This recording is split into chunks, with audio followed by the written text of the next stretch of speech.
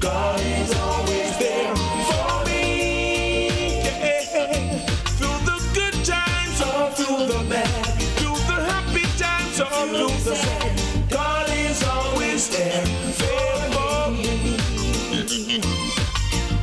The landlord wears the rent, school fee too, partner drop bombs, and the youth them need you. Friends all ask me what I'm gonna do. I smile and tell them that God will see me through.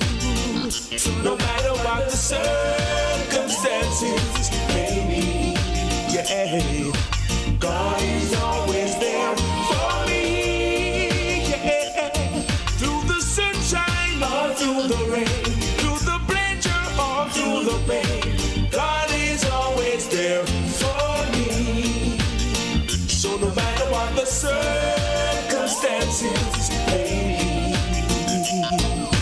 God is always there for me. Yeah, through the good times or through the bad, through the happy times or through the sad, God is always there for me. I met this old man, he was so poor, he didn't hold a bed, so he slept on the floor. He's always smiling, I never heard him complain. He said I've proven God again and again. So no matter what the circumstances may be, God is always there for me. Yeah. Through the sunshine or through the rain, through the pleasure or through the pain, God is always there for me. No matter what the circumstances may be, no, God is always there for me. Yeah. Through the good times or through the bad, through the happy times or through the sad.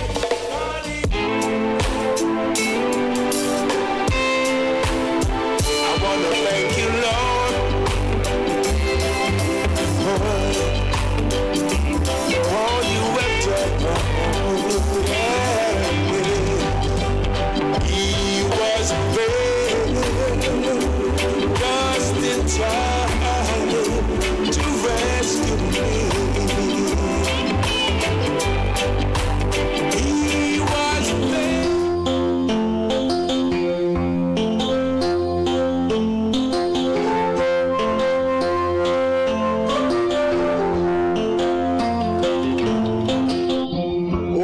Oh, welcome to Rebel Radio. Today is Monday. Yes, to all my listeners and viewers, welcome.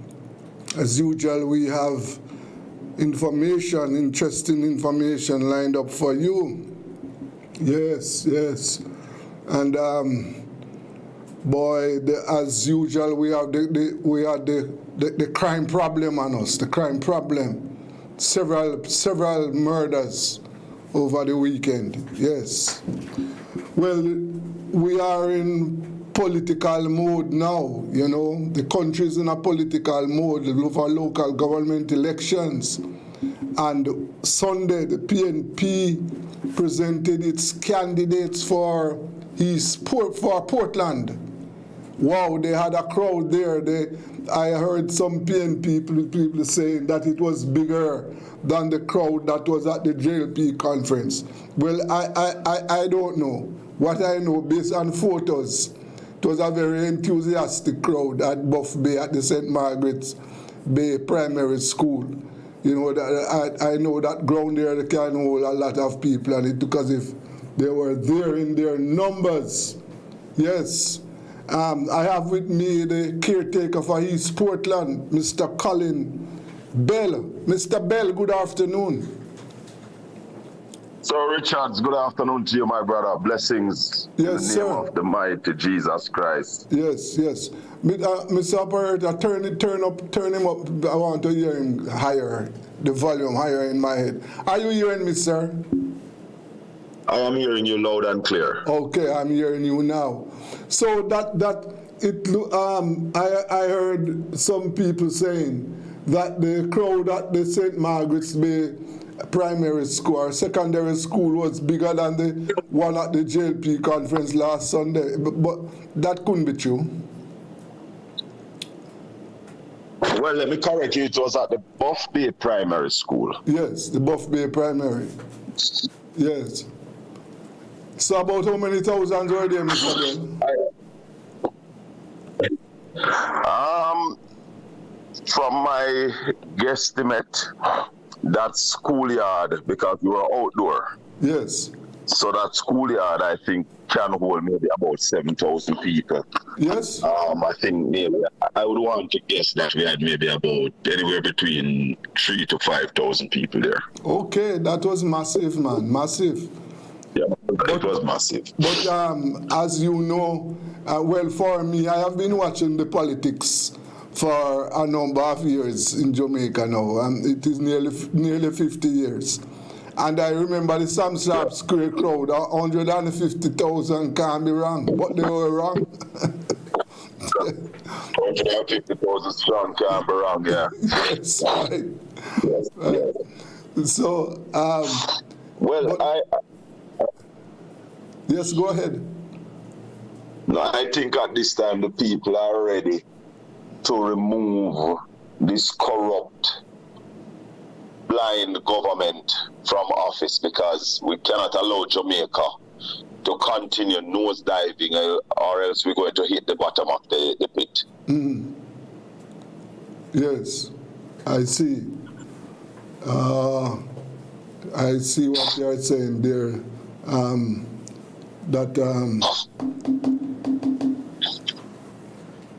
No, yes. People are ready to put a hand to this government. Yes. Desmond, they are not performing, they are not living up to the promises that they have made. Corruption is at its height it has ever been in this country. Integrity is lacking, and therefore we have a set of people who think Jamaicans are fools, and they call Jamaicans chink, fleas and flies, and they have no apologies, and they just keep on mashing up the country. Yes, sir. Yes. So you would say that the people in Portland are ready to vote out the husband and wife team over there? They did what? You are saying that the people in Portland are ready to vote out the husband and wife team over there. That's what you're saying? Yeah. You're not hearing me?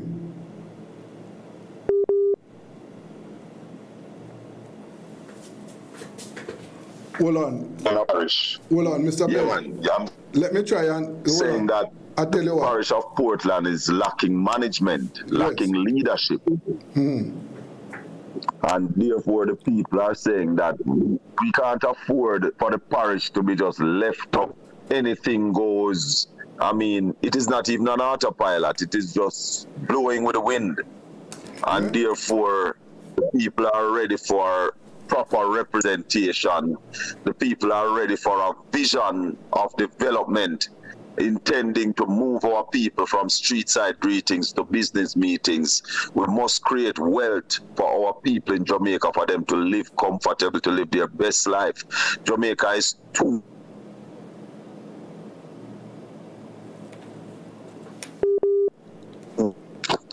Mr. Bell. Yes, sir. I tell you what, hang up. Let me try and call you straight. I think the WhatsApp is giving some issues. Let me try and call you straight, right? Okay? Yes, we are talking with the caretaker. Well, the person, we are talking to Colin Bell, who has been selected by the People's National Party to represent them in East Portland. He is the person who will be going up against the Member of Parliament, Anne-Marie Vaz. Yes, so, and he's saying that the people... All right, Mr. Bell? Yes, sir. All right, yes. So you are saying that at the moment there's no prosperity in Portland? There is absolutely no prosperity in Portland. In fact, the people are suffering from the downgrading of the Southern Coastal Highway, which was supposed to be a new road. And this administration said that the new road, we were not good enough for that amount of money to be spent in the East, St. Thomas and Portland. So what they were going to do was fix the existing road. It has caused chaos for the last 4 years and suffering for the people of Eastern St. Thomas, Western St. Thomas and Eastern Portland. The kind of suffering that see people lost their business. A lot of people got sick from the immense dust. Children going to school suffer immensely, getting home at midnight. So all kind of contortion because of the lack of vision and the lack of management. So it is time for them to go. Time come. The people are ready. Yes. But tell me something, as you touch the question of the road, how is the construction going on in your end? Because the last time I traveled on the road, I went to St. Thomas. I went to St. Thomas there, and I was impressed with what I saw. What is happening in Portland? I have not been in Portland. What is happening in Portland? All right, from Boston to Port Antonio, work is on in earnest, and you can see now that they are trying to push at pace. However, I am concerned about the quality of the work. I don't think there is proper base put on to hold 2 inches of asphalt, because that's all they are putting on, 2 inches of asphalt on an A1 road. For me, that is unacceptable. And I will tell you this, Desmond, that road will not last for 5 years. Okay. Well, that is not good at all. But the dust problem, that has eased up? Yes, the dust problem has eased tremendously, I must admit, because as I said to you, the contractors are now working at pace. They are putting on asphalted concrete in whatever area they can put them on. Something I suggested long ago. Put on the asphalted concrete and then you put in the curb and channel. But what they were saying to me, because it was only 2 inches of asphalted concrete, it's kind of difficult to put on 1 inch and then put in the curb and channel and put on another inch. But they are doing that now in some of the places. Okay. Well, that's supposed to be good news for the residents, because I know the dust problem was, a very terrible out there. Yeah, man, it was unbelievable. Yes. So now that the people, but tell me something. When I look at social media, I see the MP very busy fixing roads, and I get the impression that she's working over there. Yeah, and very busy taking pictures on the road, because when she took a picture on the Southern Coastal Highway, that has nothing to do with her.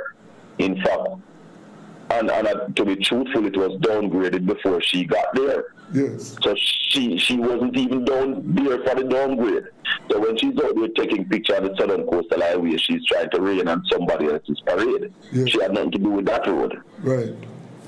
So Dr. Bloomfield, the late Dr. Linville Bloomfield, and myself, Councillor Roland, Councillor Mackenzie, former Mayor Benny White, we marched from Fair Hill to Port Antonio for that road to get started. Yes. So she had no claim, absolutely none, to that road that she's out there taking pictures and talking about carpet.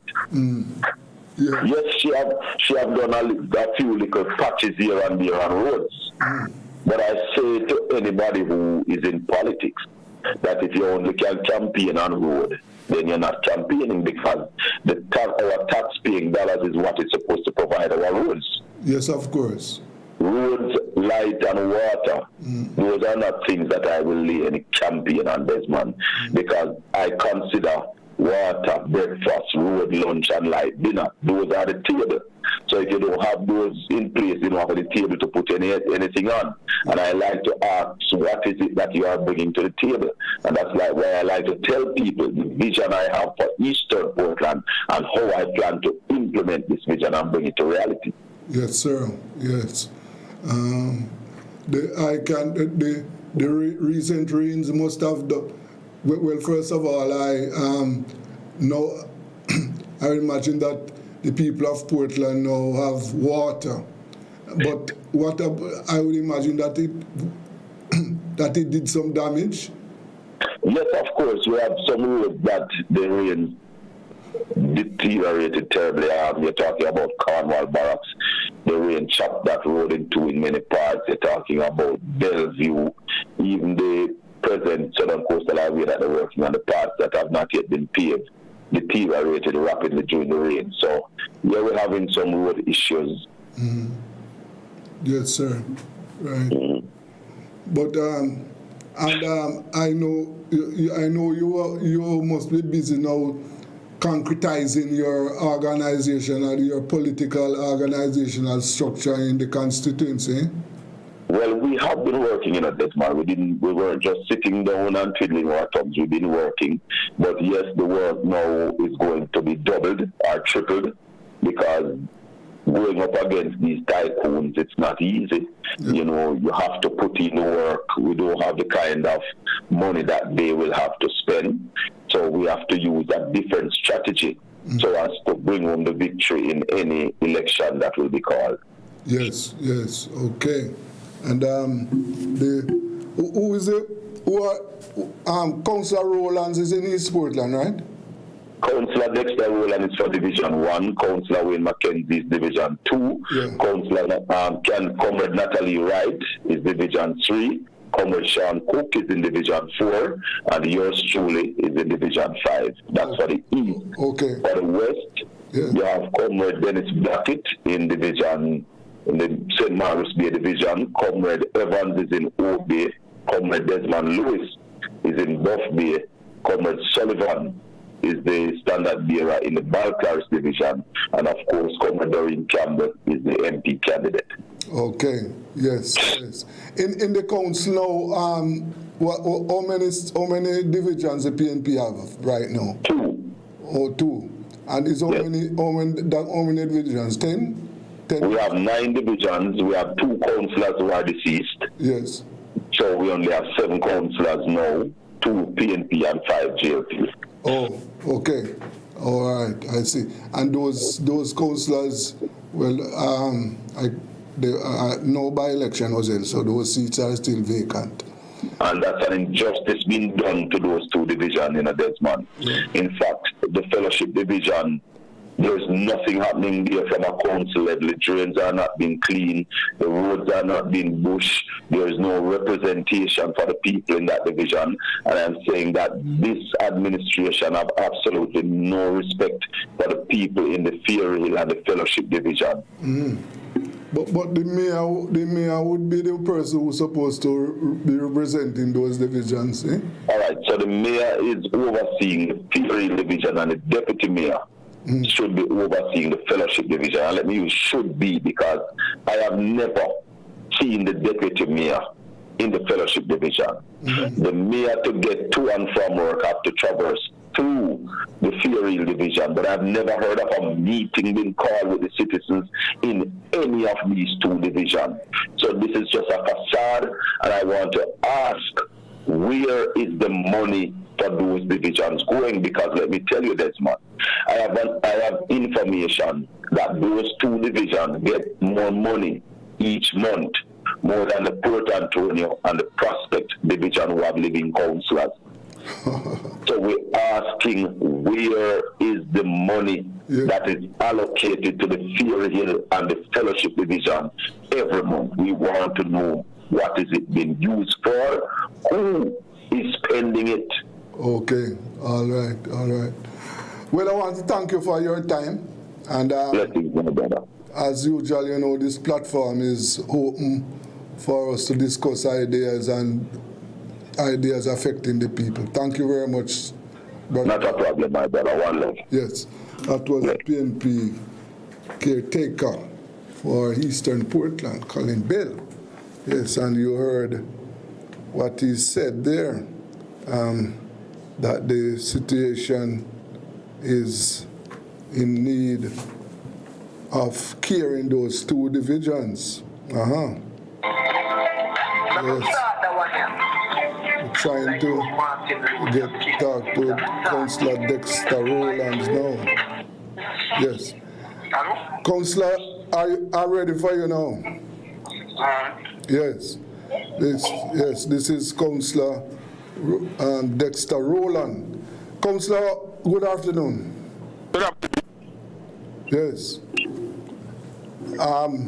So what's going on? What's going on in your division? You mean like political or?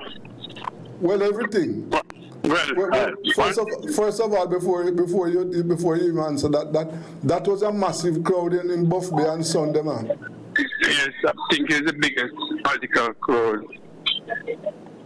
Whether both of the political friends ever in West Portland. Yes. I believe it shows a big turning point for the People's National Party in Portland. Okay. There is no doubt about that. Yes. And this is not an imported crowd, it's Portlanders ready for the change. Okay. So it is a sign that the people are ready. Yeah, they're really fed up with what is happening. Victimization all around, lack of opportunities, no progress. Yeah. So people are really fed up. Yeah, it is my understanding that you have two vacant divisions in Portland where the councillors have died, right? Yes, you have two vacant divisions in Portland. I understand that nothing is happening in those divisions, and the money allocated for those divisions monthly is more than what is allocated to divisions where you have living councillors. Is that so? Yes, it is double the amount that we get. Any amount that we get. Yeah. Although there are no councillors in that division. Yes. That division gets double amount. You see the victimization against workers and against councillors started after the first change from the NC to the JP. Before that, everything was done on an equal basis and on need, not on political grounds. Yes. But the first change that occurred in 2003, yes, that was where victimization against councillors started. And I can tell you, even during that time, the first count at the time, his name was Mayor Hunter. He was not for the victimization, but because of the majority was on the JLP side was for that, so he had to succumb to that. And what he did was he just didn't come to the meeting because he didn't want to be a part of it. And he told me that during the time and even recently. He was not supporting that kind of thing, but the majority was for it. So that was where the victim against council started, and you find here now where there's no sitting councils, they still get the double the amount that we get. And what is happening now here is that, recent over the past few months, Portland has got the majority of rain in Jamaica. So it has caused, in the recent earthquake recently, it has caused some damages to roads. That has made some roads, starting from my division for now, made some roads impassable. You have a road in Norwich, Clearver Lane, otherwise known as Gilchin Lane, that vehicles cannot travel right now. Whoa. You have roads in Snowell. You have a bypass road that when the main road is, when rainfall heavily, the rain road become impassable. And the alternative route is in a terrible condition. Yes. And despite my pleas for help, it has fallen deaf ears, even when you show them the problem. Because what is happening seems like before this, a time we have reserved every month, apart from maybe 2 months in a year when we consider drain cleanings, councils, 2 or 3 councils get some roads to do, whether to fix a drain or to fix a road. But that is out now, just mostly bushing. We get money for now. So you appeal for assistance to repair roads. It's not there. Really heartrending. Okay. Well, you might have heard the Prime Minister at his party's conference last week telling us that each MP has been allocated $22 million Right. to do work in their constituencies. Yes. So the MP for East Portland should have $22 million to address those issues down there. Yes, but what is happening, you see? And we have noticed that over the past year or so, money that should have been allocated to the council, like when you have things like green cleaning, you have the market control program, and things like those. So road repairs of local government roads, trying to split up. They have main roads that is for the National Works Agency, and there are some roads that are part of the Port and Municipal Corporation. We are not getting those money now, and I think that there's a plan based on that the government party controls most of the continent.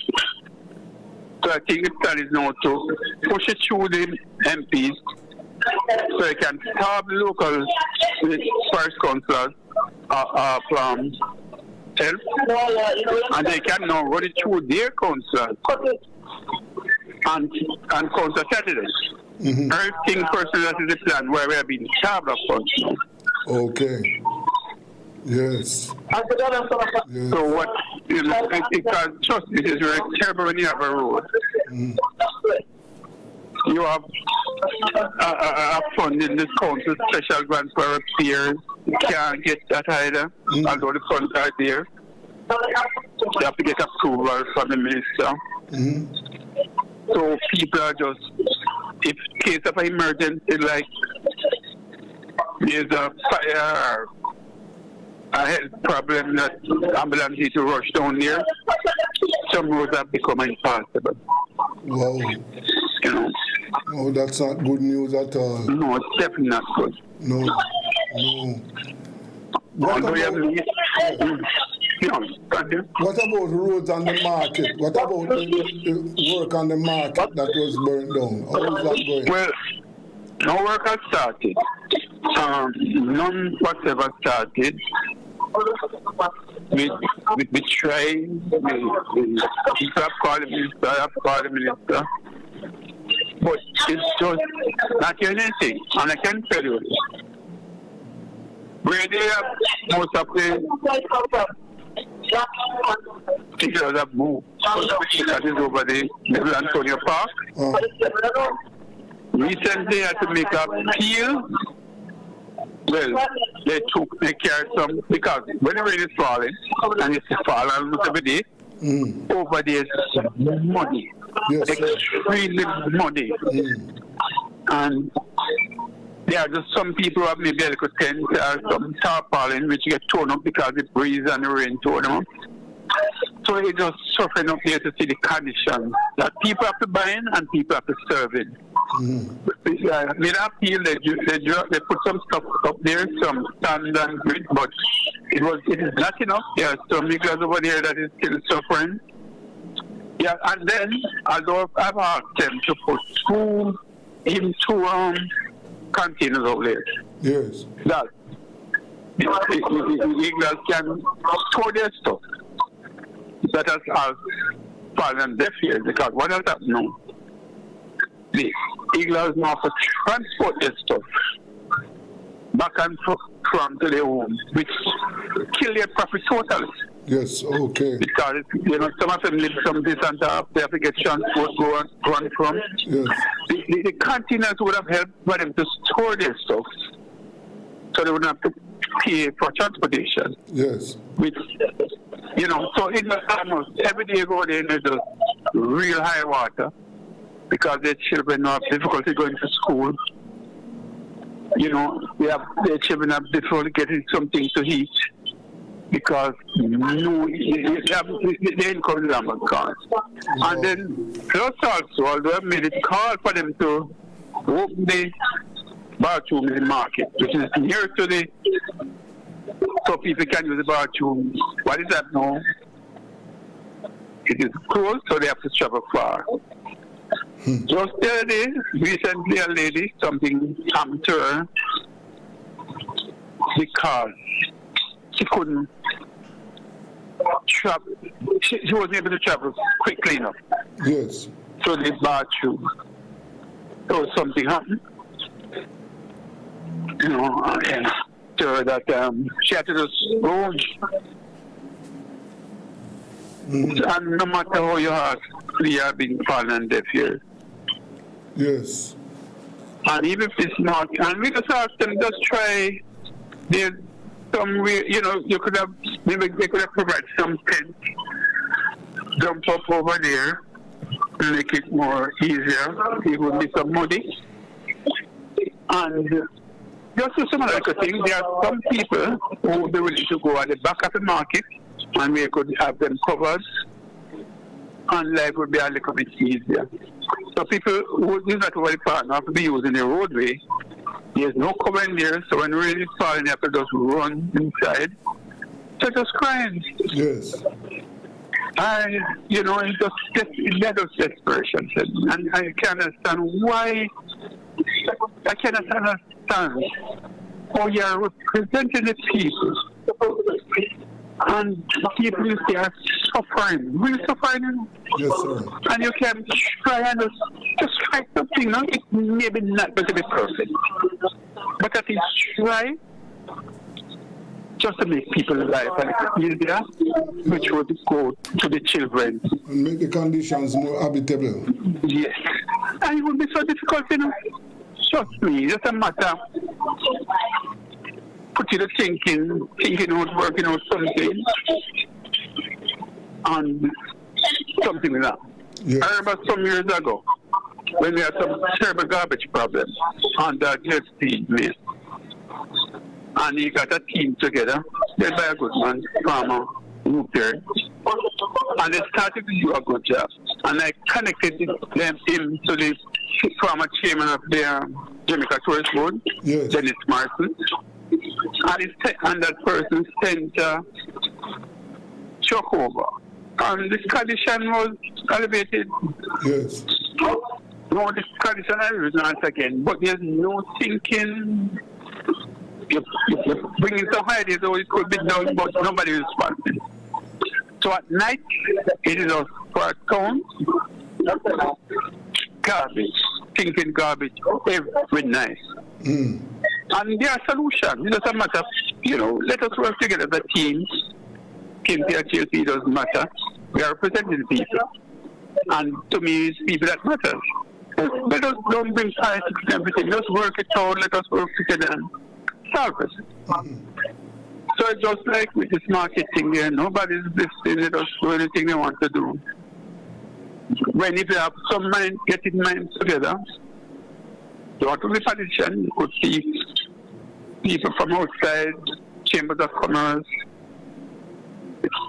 CDC, get a team together, sit down, and work out the best way, because not everybody has a solution. But if you get together and work together, we can find it. Yes, yes. But that is just not happening. No. But based on the earlier pronouncements, I was of the impression that work would have started already on rebuilding the market, man. That was what I was expecting, but just no response. Yes. None. No. We just there heard that 2 weeks ago, a team from Kingston along with a local team walk through the market. Yes. But even if the market is starting now, it's going to take some months to be finished. Yes, of course. It's depending on the volume of work. Yes. So all they need to do is just work out something temporary to ease the working condition of the people who buy, people who work there. This is not difficult. Yes, sir. And then I would imagine that the rains, recent rains would have damaged some roads in your division also. You? The recent rains. Yeah, man, it damaged road, it damaged people homes. You know, they have mudslides with damaged people homes. Now, normally you get some funding to help with assistance from the people with the housing problem. Yes. But we just not getting that. Everything is being channeled through MPs. And the councils are being totally ignored. Okay. And then we are the first councillors are the first connection to the people. Yes, sir. Because the councillors are there every day. Most of them live in the year that they serve. So they are seen every single day. So the JLP councillors are getting assistance? No, not getting it directly. But what we think is happening, and just my thinking, Yes. is that the money are being channeled through the MP. And the MPs now would deal with their councillors, our council candidates. Well, it was being channeled to the councillors, now it has to go through everybody, CNP and GLP councillors. Yes. I believe we think that is what is happening. Okay. I see. That is my firmest opinion. No. So the situation in Portland now, Mr. Rowland, is that the people are not getting any service. Getting who? The constituents, the people in Portland, you would say that they are not being properly serviced. Definitely not. There's too many. You know, there will always be problems. But to me, there's no simple thing then. Just go back to the market. That is so simple. To have the people condition. Very simple thing to make people's life a little easier. And that is nothing, that it just remain there. Okay. And that's why I think there is a big turnout. People just tired of what is happening. Yes, sir. Yes. And there's cry from both sides of the political sense. yes? Yes. Wow. That's not good sign at all. So, from where you sit, you see that both East and West Portland are ready for a change. And the polls show that. Yes. Last Ghana polls. Yes. So it's in no uncertain manner. Okay. No uncertain manner. Yes, sir. Well, let us see how things will work out. Yes, that's what I see. Yes. I want to thank you for your time. Yes. Got to do that anytime I'm here. Yes, sir. We will talk again. Okay, thank you. Yes, sir. All the best. Okay. That was Councillor Dexter Rowland. Yes. And based on what we heard from both the caretaker and the councillor, things are not going right in Portland at all. No. Things not going right over there. The people need better representation.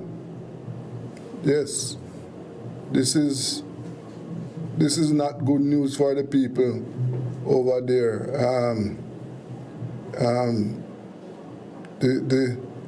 The people, for example, what he told us about the market, that we thought that at least some work, I was expecting to see some work, in progress to repair the market. But, and this is based on what was said, but it would appear from all indication that, well, as you heard the councillor telling us, no work has been done. No. This is not good at all. It's not good. Well, let us see how things turn out. The two polls done on this, two last polls show that the incumbent candidates were behind. And based on what these representatives are saying, that it would appear as if there's going to be changes over in Portland. Well, let us take a break. This is Rebel Radio.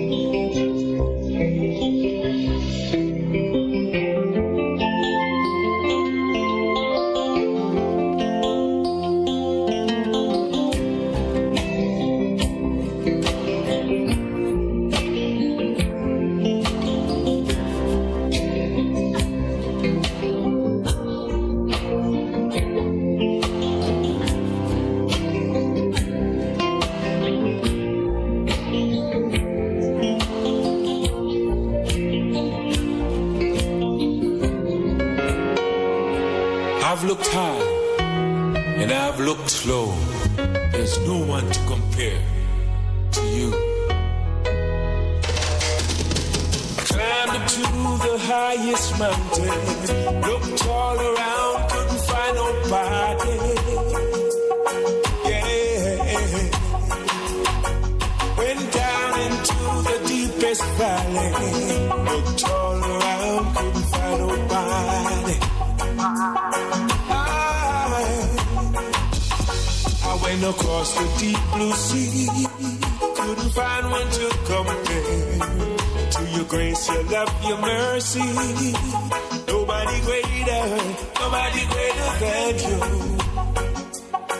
Lord of mercy, searched all over, couldn't find nobody. I looked high and low, still couldn't find nobody. Nobody greater, nobody greater than you. Lord of mercy, searched all over, couldn't find nobody. I looked high and low, still couldn't find nobody. Nobody greater, nobody greater, nobody greater than you. Nobody greater, nobody greater, nobody greater than you.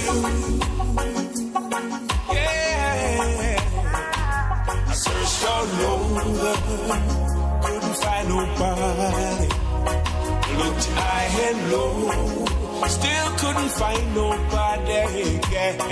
Nobody greater, nobody greater, nobody greater than you. Lord of mercy, nobody greater, nobody greater, nobody greater than you.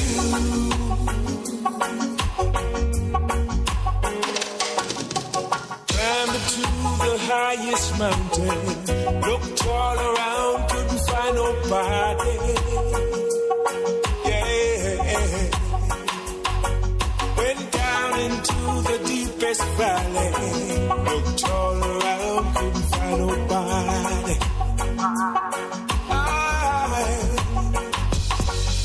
went across the deep blue sea, couldn't find one to compare to your grace, your love, your mercy. Nobody greater than you. Lord of mercy, searched all over, couldn't find nobody. I looked high and low, still couldn't find nobody. Nobody greater, nobody greater, nobody greater than you. Lord of mercy, searched all over, couldn't find nobody. I looked high and low. I've looked high and I've looked low. There's no one to compare to you. Climbed up to the highest mountain, looked all around, couldn't find nobody. Yeah. Went down into the deepest valley, looked all around, couldn't find nobody. I went across the deep blue sea, couldn't find one to compare to your grace, your love, your mercy. Nobody greater than you. Lord of mercy, searched all over, couldn't find nobody.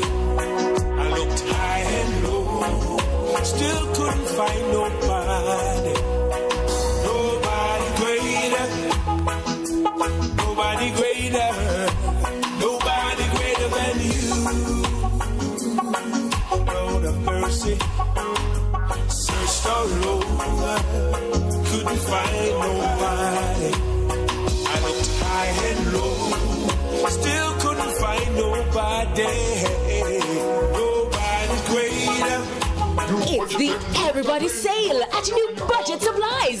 Do-it-yourself professionals and contractors. This is the sale for you. Lumber, steel, dress and form ply, water tanks, pumps, PVC pipes and fittings, toilets, bathtubs, vanities and basins, windows, paint, doors, floor and wall tiles, insets and grout. Up to 20% off selected items. 195 Hagleyburg Road. Telephone 923-4560. New Budget Supplies. Always the best prices. It's always saving season at Tools, Hardware and Supplies. New arrivals are here. With variety and prices you love. We have the best in porcelain and ceramic tiles, Windows, doors, and much more. So what are you waiting for? When you think of tiles, think Tools. The one-stop for all your home finishes. So come visit us at 279 Spanish Town Road, 4 South Camp Road, 8 Red Hills Road, Or online at toolsja.com. Tools! The Lion King of Hardware.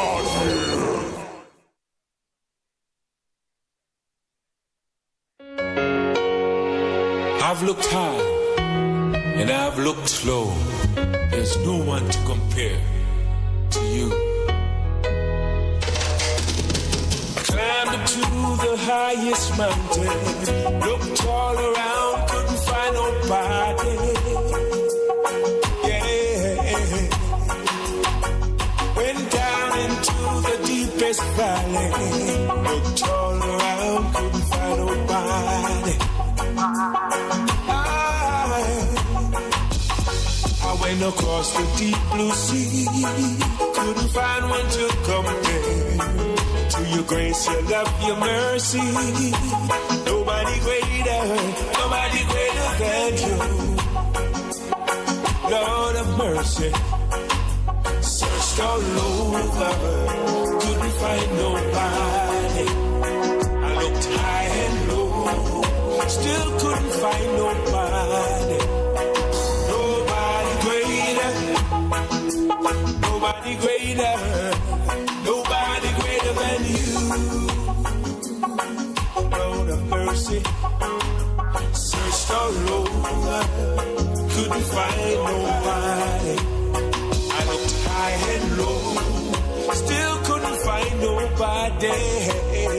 Nobody's greater, nobody greater, nobody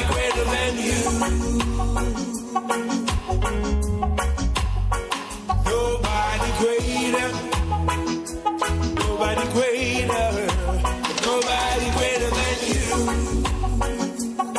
Yeah. I searched all over, couldn't find nobody. Looked high and low, still couldn't find nobody. Yeah. Nobody greater. Nobody greater. Nobody greater than you.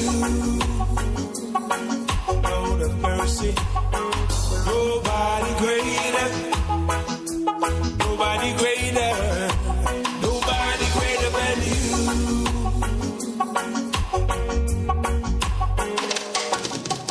Climbed to the highest mountain.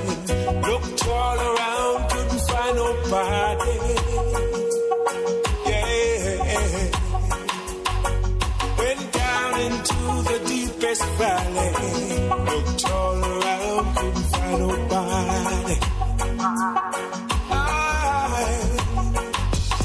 I went across the deep blue sea. Couldn't find one to compare to your grace, your love, your mercy. Nobody greater than you. Lord of mercy. Searched all over, couldn't find nobody. I looked high and low, still couldn't find nobody. Nobody greater, nobody greater, nobody greater than you. Lord of mercy. Searched all over, couldn't find nobody. I looked high and low. Oh, what a friend, yeah. A blessed Savior. Oh, what a friend we have in Jesus.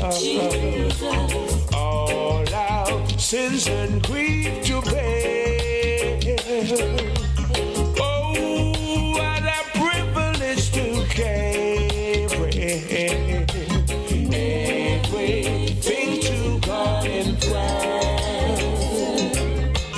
Oh, what peace we often forfeit. Oh, what needless pain we bear. All because we do not carry everything to God in prayer. And with trials and temptation, is there trouble everywhere? We should never be discouraged. Take it to the Lord in prayer. Oh, yeah, a wonderful friend. A friend in need. Jesus, our blessed Savior. Oh, yeah. Oh, now, yeah.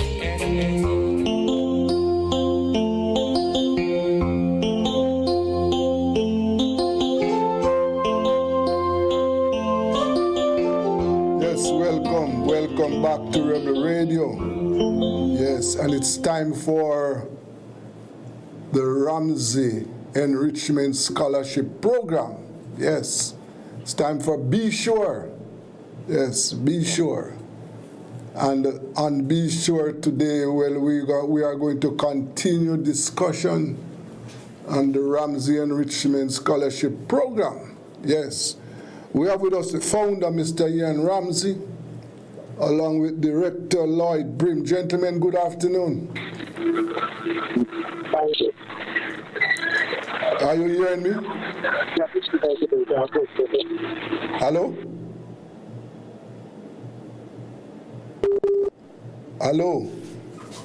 Because if I'm not hearing the gentleman at all.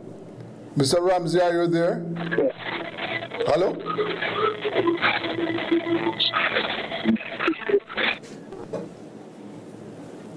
I don't know what is happening. I'm not hearing my guest. I don't understand what is happening today. Yes. Don't understand at all. Yes, I'm here, Bishop. Huh? Lloyd, are you hearing me? Hello?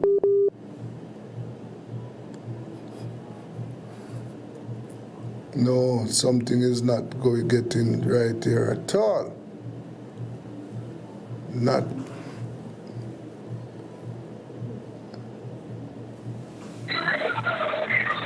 Yes, please. Come on. Huh?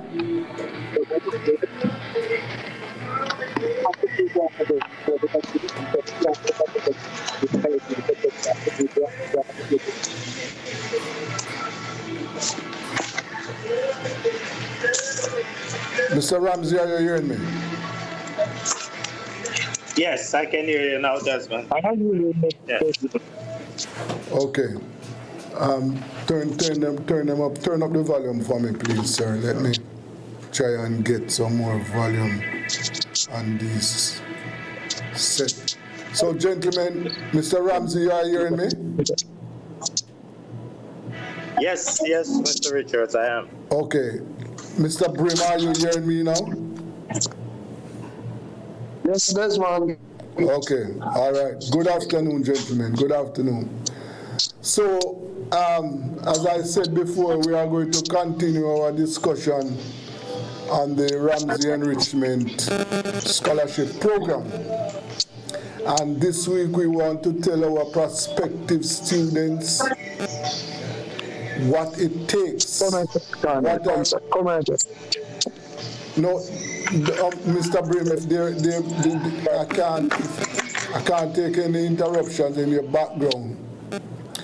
So this week we are going to tell our prospective candidates what are the requirements, what you must do in order to be part of this program, and how the program will assist you in achieving your goals.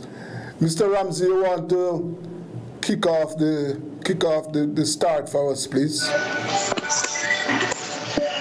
Yes, thank you, Mr. Richards.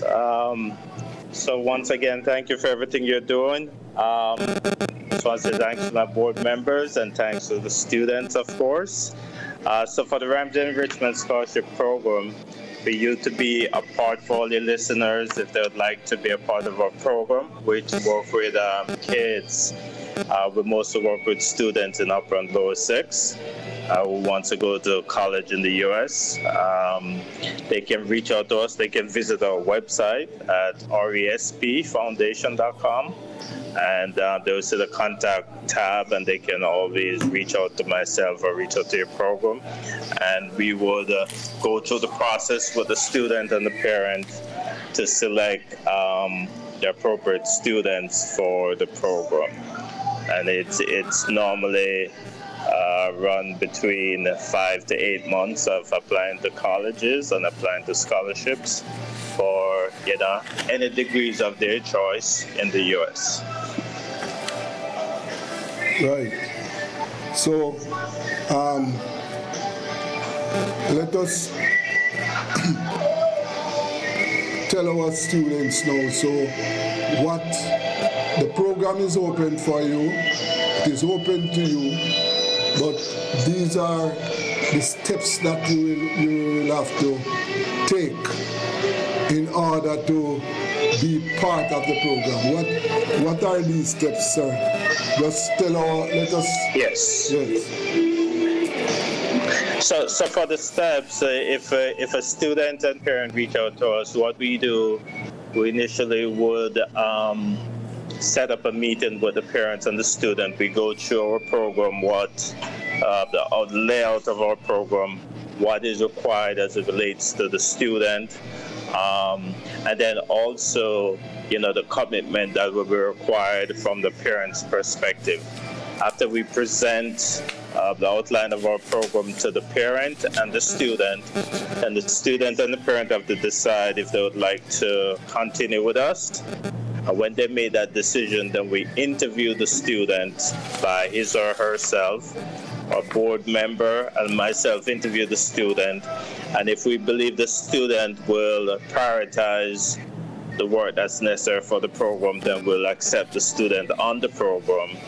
And then from there, the student will have to start all the application process pertaining to going to college. Now, from a standpoint, the student have to have graduated, done their CSEC, finish CSEC, and move on into sixth form. And that's a requirement for our program. And we'll work with students who are both in lower and upper sixth and offer them an opportunities from there. Pertain to what degrees they want to do, they can do any degree that they would like to do. We do not marginalize them pertain to what degrees they want to take. They can take any degrees at all that they're interested in. And then from applying to the colleges, getting accepted to whichever college they want to be accepted to, and then applying for scholarships. After we go through the process, normally around May, we would select whichever college the student wants to attend. And then we go through the process for them to apply for their visas, to get a student visa to matriculate off to the specific college. Yes, okay. But from the student now, what is required from the student? You just outlined what the program is offering, but what is required from the student from the start? What is the first thing that the students must do in order to be qualified?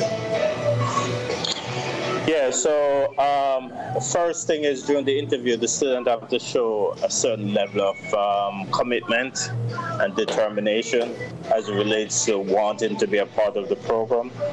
And then after they show that and we verify their CSEC exams and results, then we just start the process. The student have to go through, we provide step-by-step instructions for our students on a weekly basis, where students have to attend weekly classes. Then the students have to apply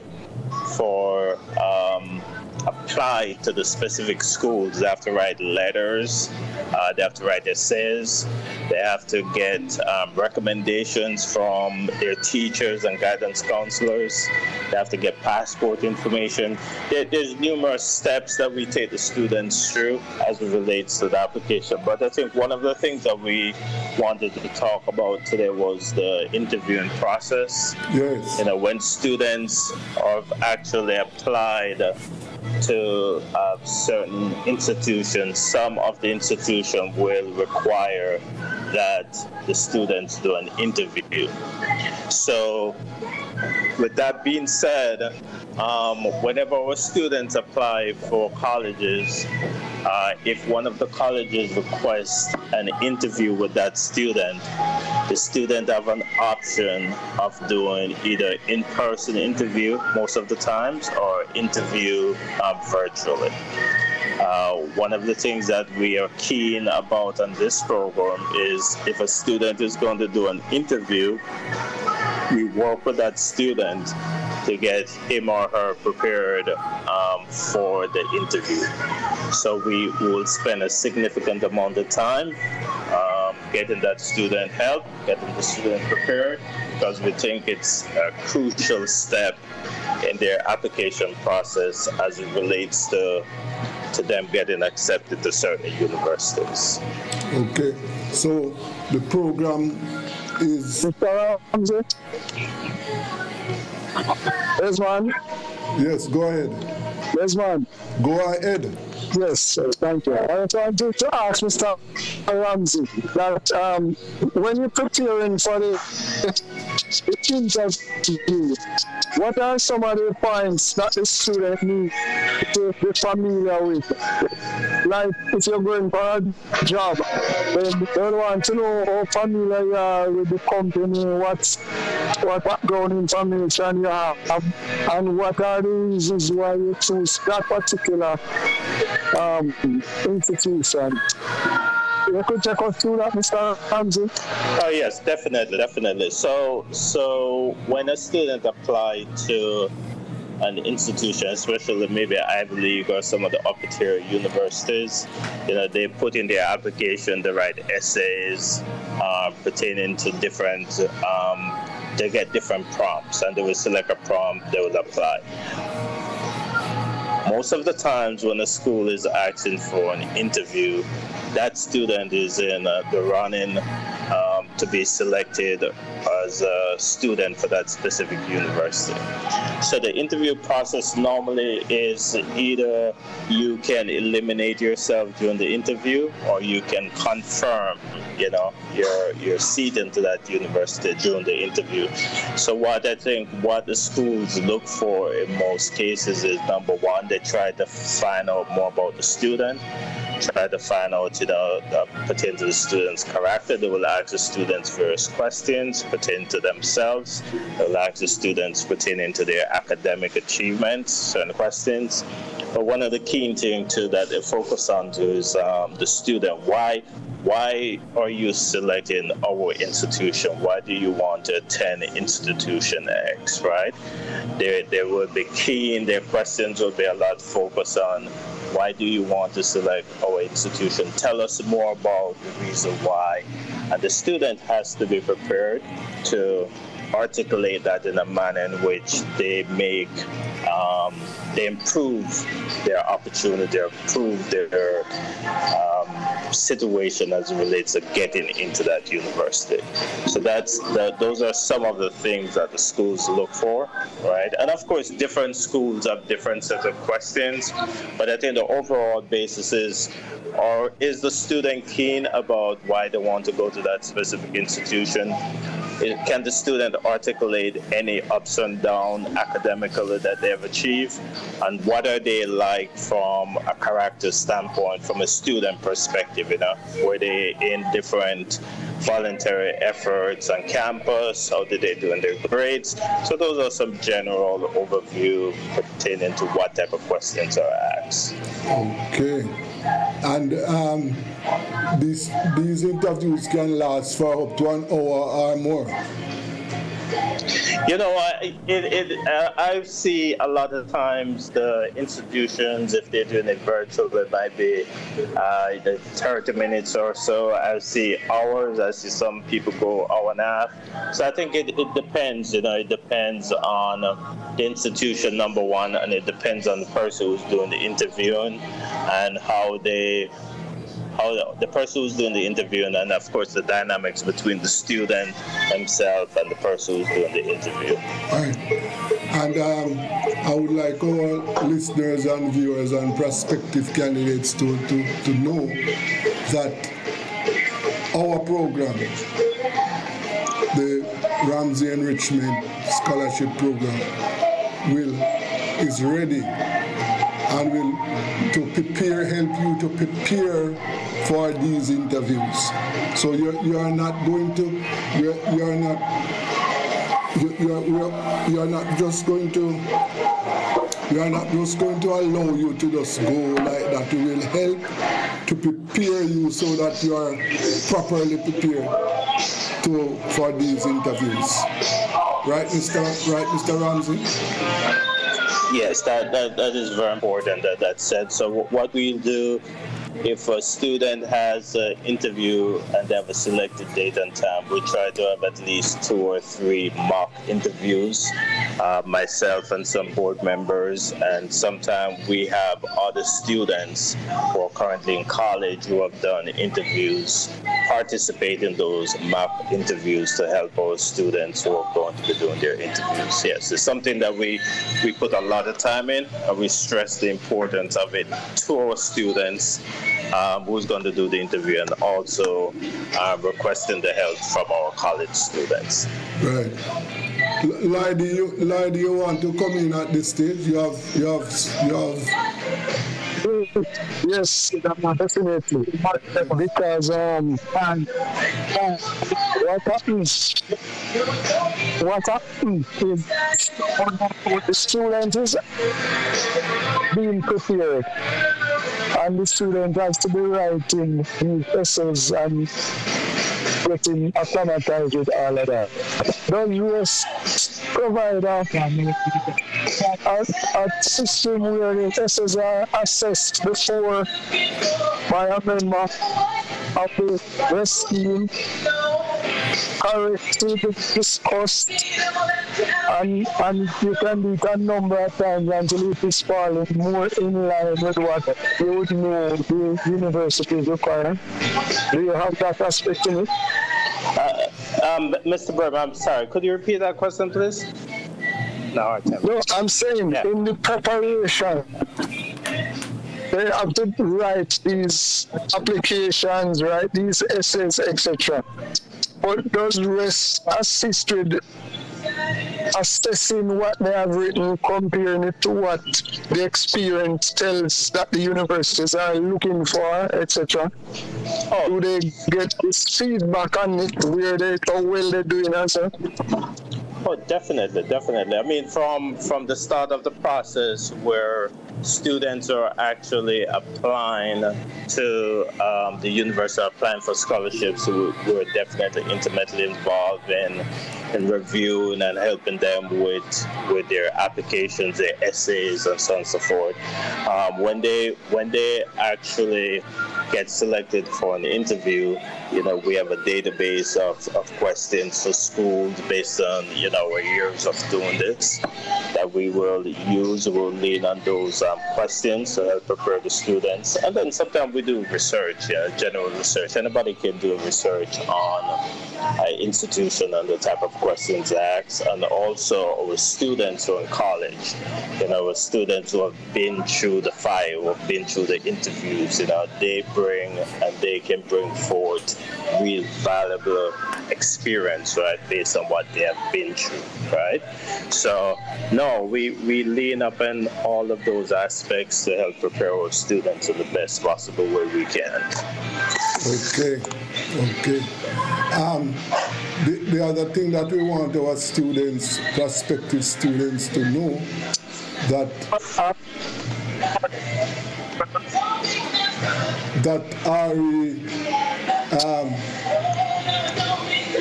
the scholarship program, that we play a role in ensuring that your tuition, the tuition aspect, tuition fees, that we play a major role in assisting our students there.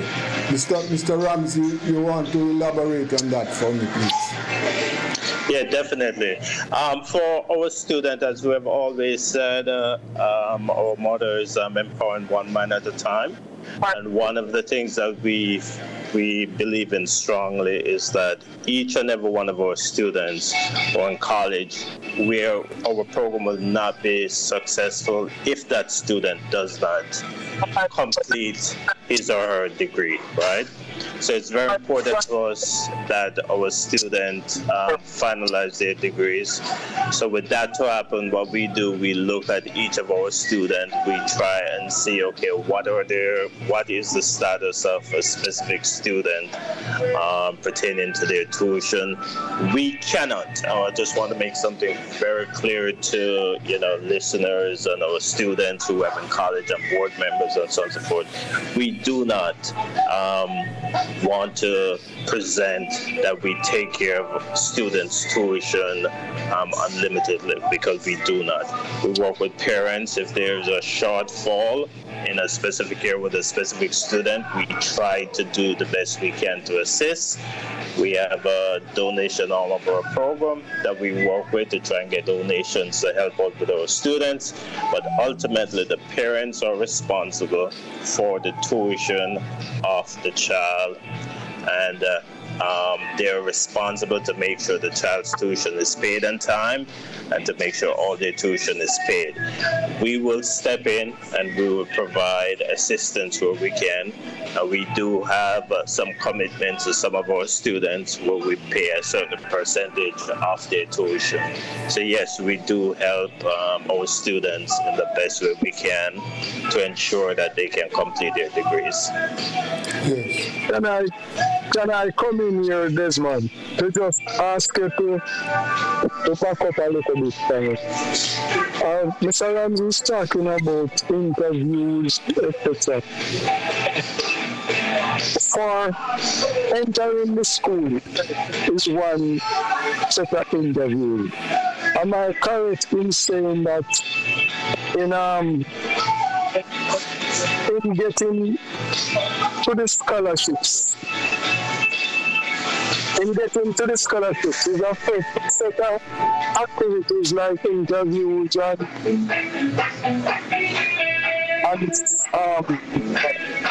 essays, etc. It's a first step.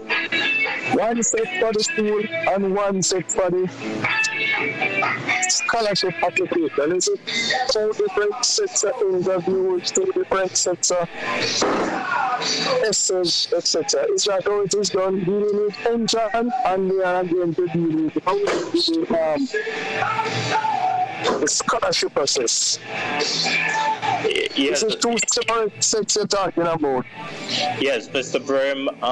Whenever for the interview, I'm going to focus on the interview aspect of the process. So for students, when they apply to the universities, there are some universities, as I said earlier, would require interviews, okay? Then for some universities, when you apply for scholarships, now there are different types of scholarships, right? They're like merit scholarship that a student will get automatically based on grades, right? Then there are different individual scholarships that students have to apply to for that specific university. Some of those scholarships will require interviews. So what we do, those are another set of interviews that we work with our students to get prepared for. We want them to be prepared. For example, we're the student who got a philanthropic scholarship to a university in Florida that paid for all his tuition and living expense and so on and so forth.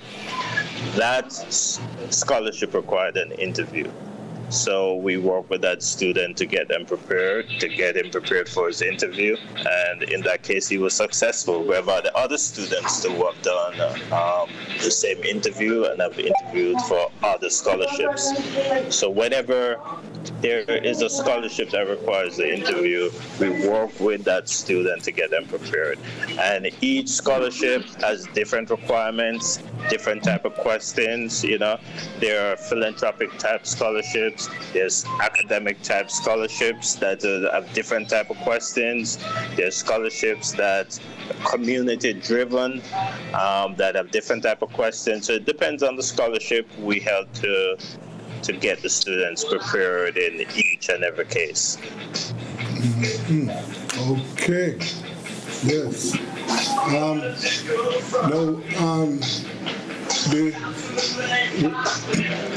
is the situation now that, okay, students, applicants came through, made the application, pass your interview.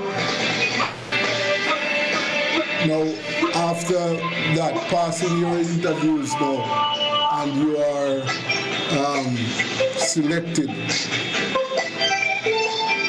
what is the other step that is required from the student? Yes, so after the students are accepted to the universities, and then they get certain scholarships, what we would normally do would look at a complete package, right, for each university and each scholarship set for a specific student. And then we work with the parents, we work with that student to make a determination as to which specific institution they will attend. And after they decide which institution they're going to attend, and we have to work with that parent normally has to provide and work with the school to show documentation that they will be able to afford paying the tuition, whatever it is. In some cases, it might be zero. Some cases, it might be $1,000 US a semester. Some cases $5. You know, it depends on the type of scholarship that student receives for that specific institution. After they determine what the cost is going to be to the parents has to provide documentation to the school, and then from there the school will provide us paperwork to go to the embassy, and they can go to the embassy after that to apply for their visas. Yes. And they do their interviews at the embassy. And we have never had a student who have not received a visa in all the years we have been doing this. So we think we have a great track record there. Yeah, also. So the students, based on our record, we are saying that over the years, at the embassies, when you go to the embassies, we have a fairly successful record there. We have not one of our applicants have been turned down to date. So that's exactly correct. Yes.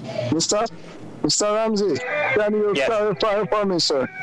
Are you saying that I apply to a university and I get accepted and apply for a scholarship, and I get a scholarship that is, let us say, 30% of my tuition? Am I correct in understanding you to say that I can apply for another scholarship and another scholarship and another scholarship, 2, 3 scholarships, and if I get all of what I apply for, and the benefit of the scholarship is equal to or more than the tuition, then the parents will not be called upon to pay any tuition if the scholarship or scholarships add up to enough money to take care of the tuition. Am I getting it right? Yes, you're right. And then that's the reason why a lot of times that we stress the parents, and we stress to the students that, listen, you have you dictate, your conditions as it relates to your financial impact when you're in college, right? In the universities, because it's a lot of effort to apply for scholarships. So a lot of times what we have found is that students will not want to put in all the effort. But to your point, you can apply for a scholarship at a specific university, and then there's so many other scholarships externally that students can apply to outside of the universities that they can apply to independently. And the way it works is when they go and they do the application, they will put the schools, right, that they're interested in, or the colleges that they will be attending. And if they are awarded those external scholarships, external to the universities, then those will be applied to their expense in the university or at the university. So yes, if the student, it depends on the effort of the student, it depends on the student's grades, right? Their effort, and it depends on their commitment as it relates to making sure they can get as much assistance as possible. Okay. Right. My listeners and viewers and prospective students you can see that this program is the program for you, right? And here it is. Now You have gone through all the major steps. Your fees, you have passed the exams, the interviews. Your fees are secured, and you are enrolled now. You are enrolled as a student at University X. Mr. Ramsey, just tell us how we progress now. The student is enrolled, getting ready for semester 1 next January. What do we do from here for you? Yeah, so for the student who, when the decision is made and we have an understanding of the financial implications to the family, then, we put an agreement in place with the student with the parents before the student leaves Jamaica, right? And in our agreement, there are a couple things that we have in the agreement. One is that we need to receive the student's grade each and every semester. We need to be able to be on the student's record as a foundation. So as if we have questions to the schools, we can contact the schools. And we also, from a financial standpoint, we can call and ask about the student finance as it relates to how much is owed for the school or what the status with their tuition. And that we can also be we can represent the parents as it relates on the parents' behalf for any matters pertaining to the school. So what we do for the first semester, what we normally do, the most important thing, we look at how the student perform at CAPE, the CAPE exams.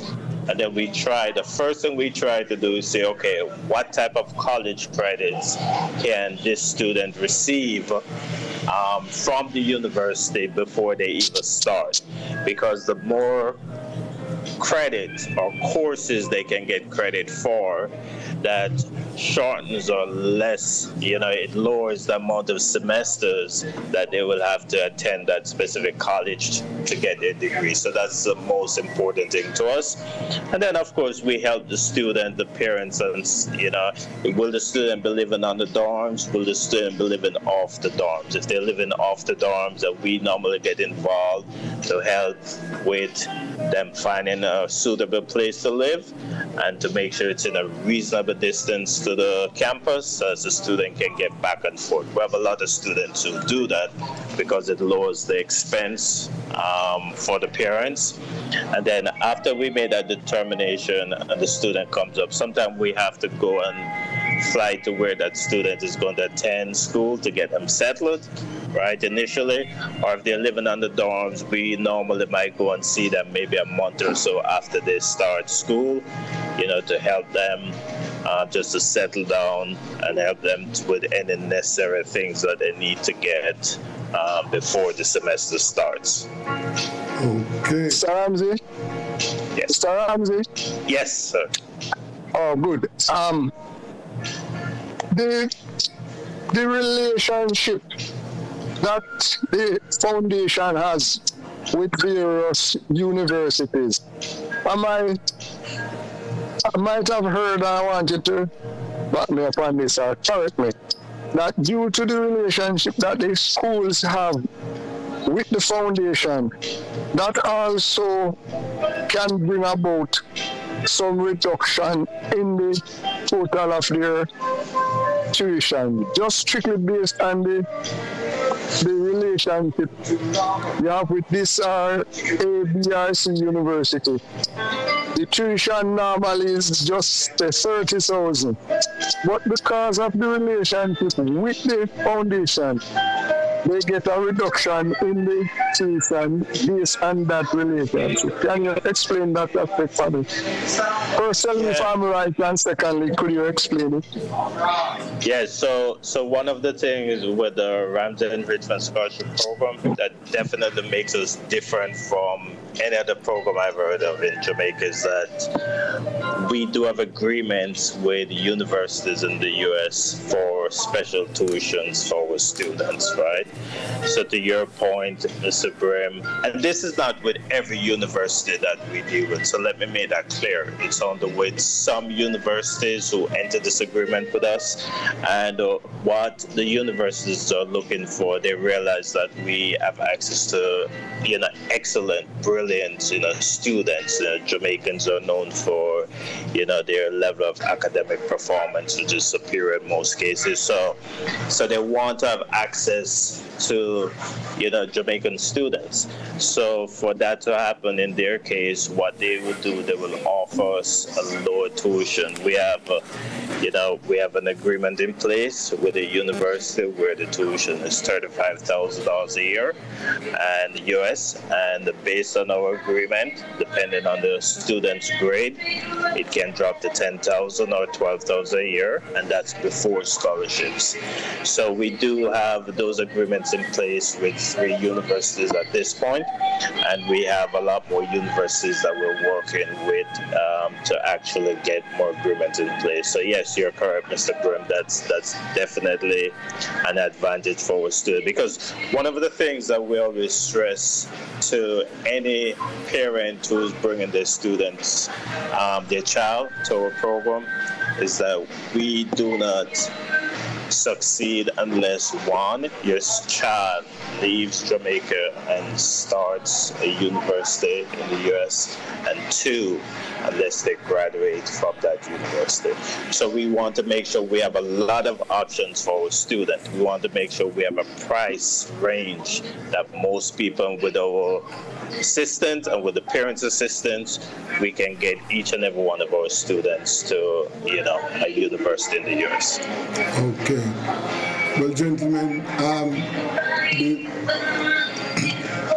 let me have what is your closing remark? Mr. Brim, you go with you. What are your closing remarks? Mr. Brim, not hearing him. Mr. Brim's on mute. Yes. Yes. Yeah. I'll just go ahead and Desmond say once again. Yes. Yeah. Thank you very much for everything you're doing, and thanks to our board members, thanks to our students who are in college and our students who are in the program in Jamaica at the moment. What I would say is, from an interviewing standpoint, from a scholarship standpoint, it's important that the listeners know that, there are scholarship opportunities out there for their child at numerous universities, where do not just look at the cost to matriculate to a specific university and believe that's it. There's a lot of opportunity from a scholarship standpoint, and we at Ramsey Enrichment Scholarship Program do everything we can to assist your child to be able to get some of these scholarships. Okay. So thank you very much, Desmond. Appreciate it. Okay. Lady, still not hearing him. Well, yeah, he's on mute. Yes. Well, I am asking you for your closing remarks. Well, to all my listeners and viewers, I want to thank you very much for participating, and in this this version of Be Sure. And as I indicated earlier, we have been talking for a couple of weeks now about the Ramsey Enrichment Scholarship Program. This is a program designed to assist, and has been assisting, in getting Jamaicans to study in Ivy League universities in the States. And today we took the opportunity to outline for you what are the requirements and the kind of assistance, how the program works. Well, it is a weekly program, so to be continued the next week. We had with us today the founder of the program, Mr. Ian Ramsey, and Director Lloyd Brim. So until next week, stay tuned, and remember this program offers opportunities, and you must grasp them. Thank you very much. This is Rebel Radio.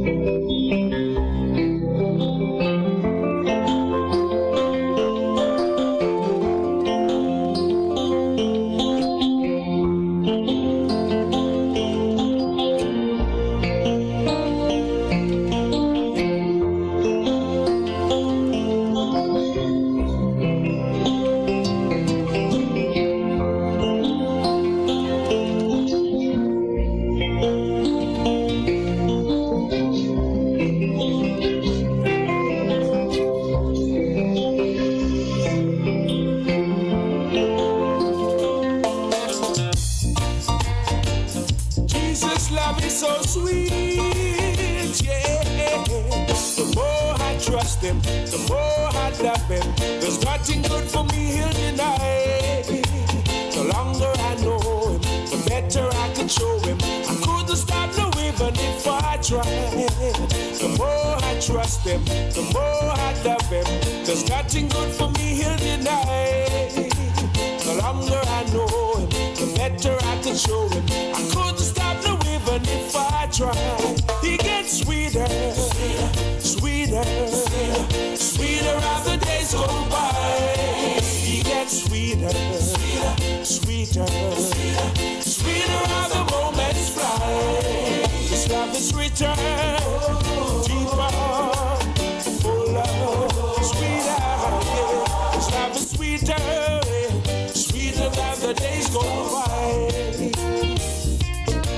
He gets sweeter, sweeter, sweeter as the days go by. He gets sweeter, sweeter, sweeter as the moments fly. This life is richer, deeper, fuller, sweeter. Yeah. This life is sweeter, sweeter as the days go by. The moment he saved me, His good grace he gave me, places love deep down in my heart. Great joy in knowing with him I am going, and I never out for him to depart. The moment he saved me, His good grace he gave me, places love deep down in my heart. Great joy in knowing with him I am going, and I never out for him to depart. He gets sweeter, sweeter, sweeter as the days go by. He gets sweeter, sweeter, sweeter as the moments fly. This love is richer, deeper, fuller, sweeter. Yeah. This love is sweeter, sweeter as the days go by. He gets sweeter, sweeter, sweeter as the days go by. He gets sweeter, sweeter, sweeter as the moments fly. This love is richer, deeper, fuller, sweeter. Yeah. This love is sweeter, sweeter as the days go by. The more I trust him, the more I love him. There's nothing good for me he'll deny. The longer I know him, the better I can show him. I couldn't stop no even if I tried. The more I trust him, the more I love him. There's nothing good for me he'll deny. The longer I know him, the better I can show him. I couldn't stop no even if I tried. He gets sweeter, sweeter, sweeter as the days go by. He gets sweeter, sweeter, sweeter as the moments fly. This love is richer, deeper, fuller, sweeter. This love is sweeter, sweeter as the days go by. Yeah. He gets sweeter, sweeter, sweeter as the days go by. He gets sweeter, sweeter, sweeter as the moments fly. This love is richer, deeper, fuller, sweeter. This love is richer, sweeter than the days go by.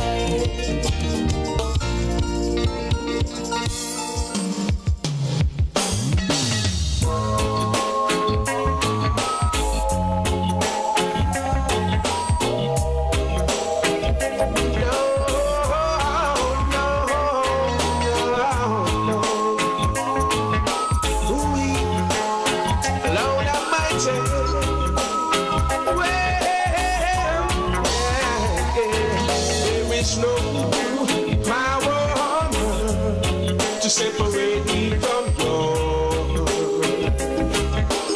love, my Jesus.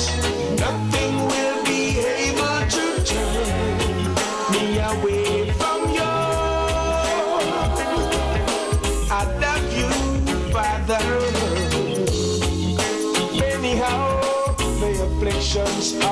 righteous.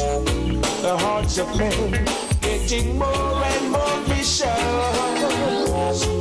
Brutality is on the increase.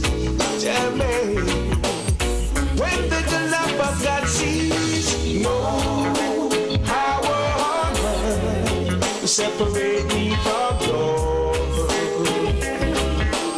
Love my Jesus, nothing will be able to turn me away from you. I love you, Father. This level of crime, only love can eradicate. We must demand justice from the church and the state, and confess to God all our evil ways. And He will give us so much better days when we shall love to each and every brother. Love will return to protect mother, daughter, sister.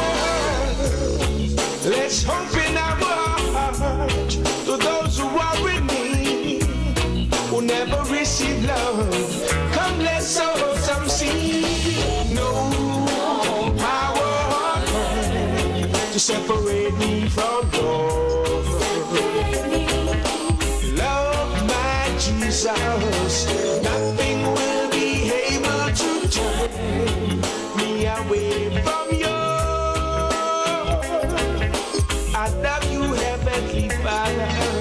No power on earth to separate me from God. I love you, my Jesus. Nothing will be able to turn me away from you. No, no, no, no power on earth to separate me from you. No power, no, oh no, nothing will be able to turn me away from you.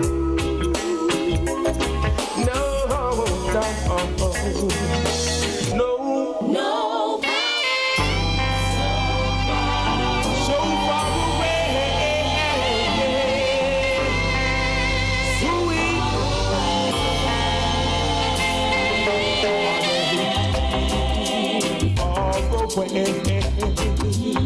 Stood and hold rugged cross, the emblem of suffering and shame. And I love that old cross where the Jewish and faith for a world of lost sinners was slain. Oh Lord, so I cherish the old rugged cross.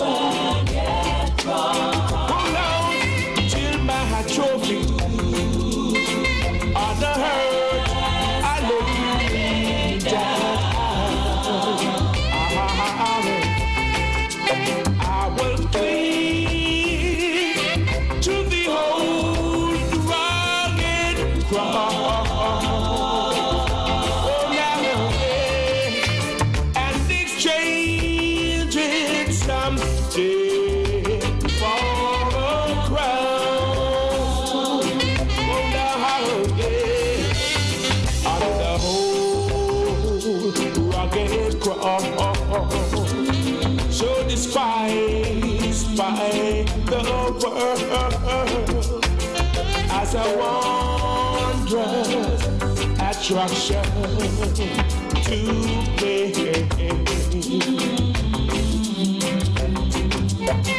For the dear Lamb of God left His glory above to be with, to die.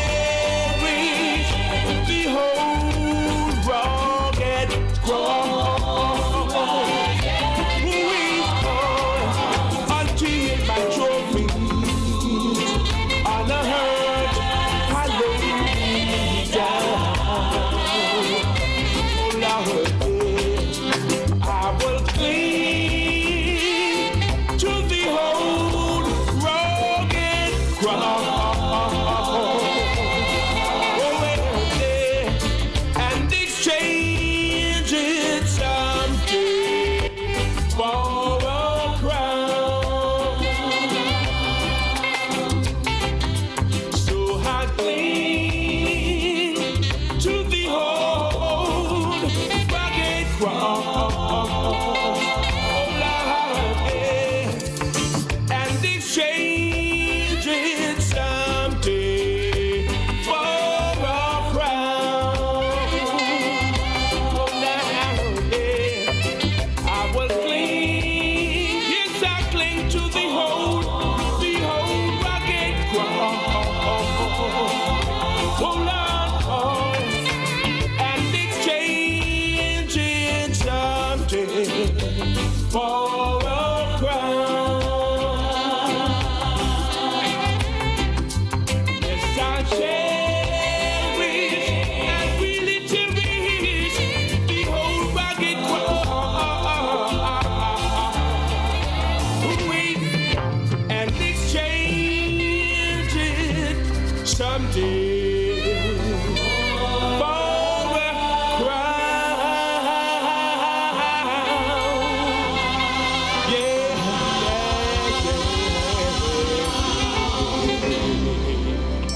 thank you. God in the day is still God in the night. Life is easy when you're on top of the mountain. You've got peace of mind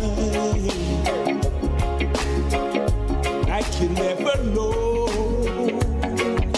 Yeah, but things change when you're down in the valley. Don't lose faith, or you're never alone. For the God of the mountain is still God in the valley. When things goes wrong, It's the Everybody Sale at New Budget Supplies. Do-it-yourself professionals and contractors. This is the sale for you. Lumber, steel, dress and form ply, water tanks, pumps, PVC pipes and fittings, toilets, bathtubs, vanities and basins, windows, paint, doors, floor and wall tiles, insects and grout. Up to 20% off selected items. 195 Hagleyburg Road. Telephone 923-4560. New Budget Supplies. Always the best prices. It's always saving season at Tools, Hardware and Supplies. New arrivals are here. With variety and prices you love. We have the best in porcelain and ceramic tiles. Windows, doors, and much more. So what are you waiting for? When you think of tiles, think Tools. The one-stop for all your home finishes. So come visit us at 279 Spanish Town Road, 4 South Camp Road, 8 Red Hills Road, Or online at toolsja.com. Tools! The Lion King of Art here.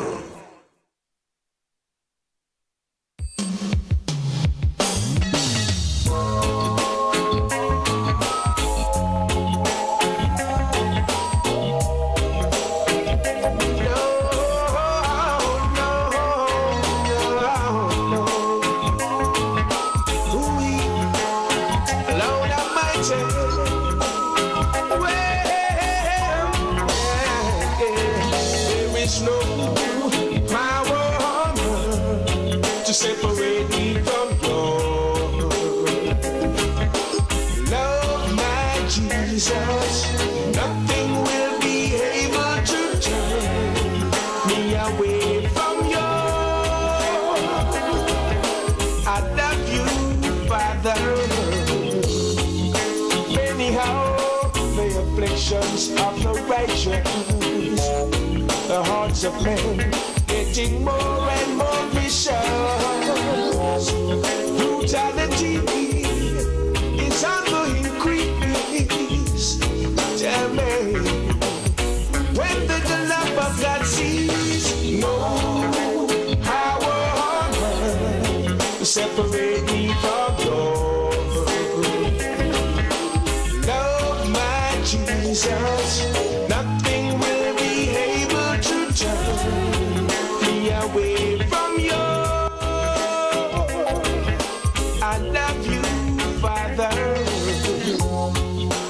This level of crime, only love can eradicate. We must demand justice from the church and the state, and confess to God all our evil ways, and He will give us so much better days when we shall love to each and every brother. Love will return to protect mother, daughter, sister. Let's hope in our heart to those who are in need, who never receive love. Come, let's sow some seed. No power on earth to separate me from love. Love my Jesus. Nothing will be able to turn me away from you. I love you, Heavenly Father. No power on earth to separate me from love. I love you, my Jesus. Nothing will be able to turn me away from you. No, no, no, no power on earth to separate me from you. No power, no, oh no, nothing will be able to turn me away from you. No, no, no power on earth.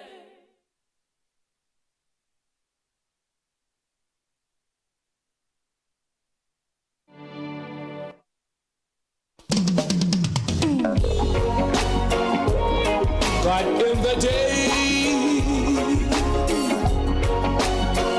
it's still God in the night. Life is easy when you're on top of the mountain. You've got peace of mind like you never know. Yeah, but things change when you're down in the valley. Don't lose faith, or you're never alone. For the God of the mountain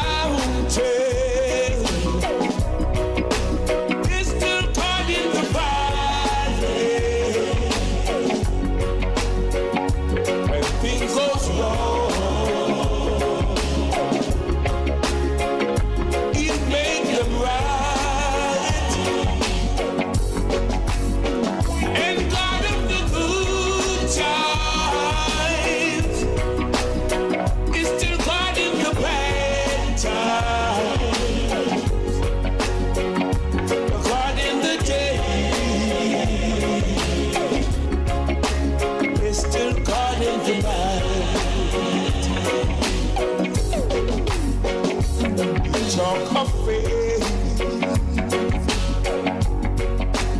when you're on top of the mountain,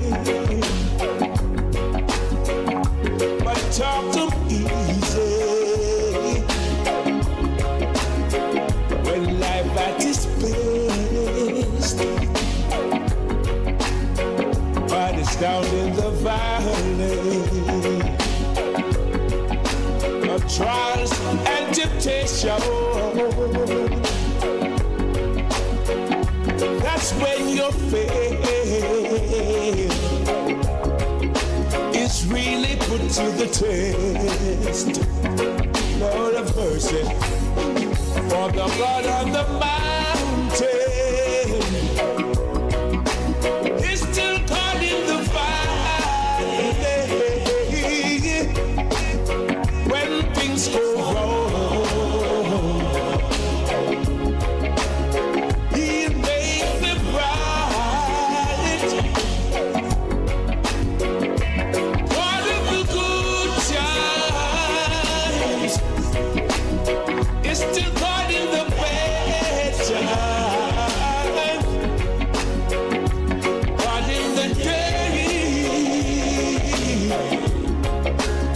still caught in the night. Caught in the day, yeah, it's caught in the night. Lord of mercy, everything goes wrong. Give the pride, yeah. Oh, Lord of mercy, God in the day, God in the night. This is a message, Lord. I've got to say to you, I'm so tired of living a humble and country life.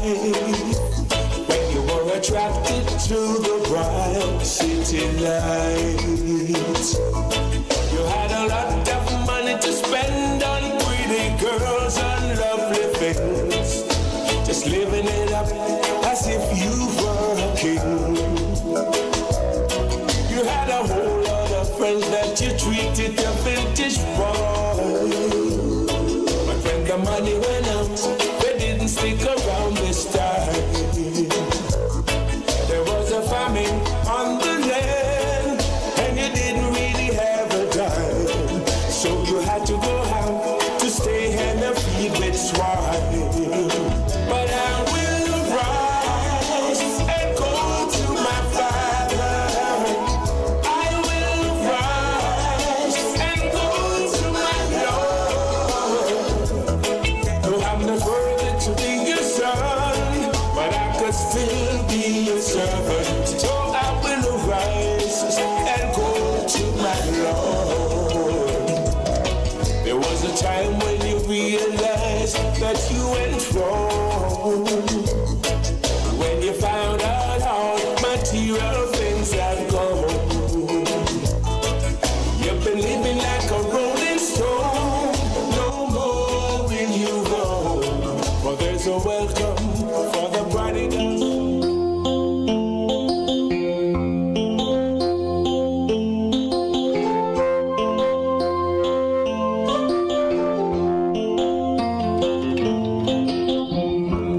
Welcome back to Rebel Radio.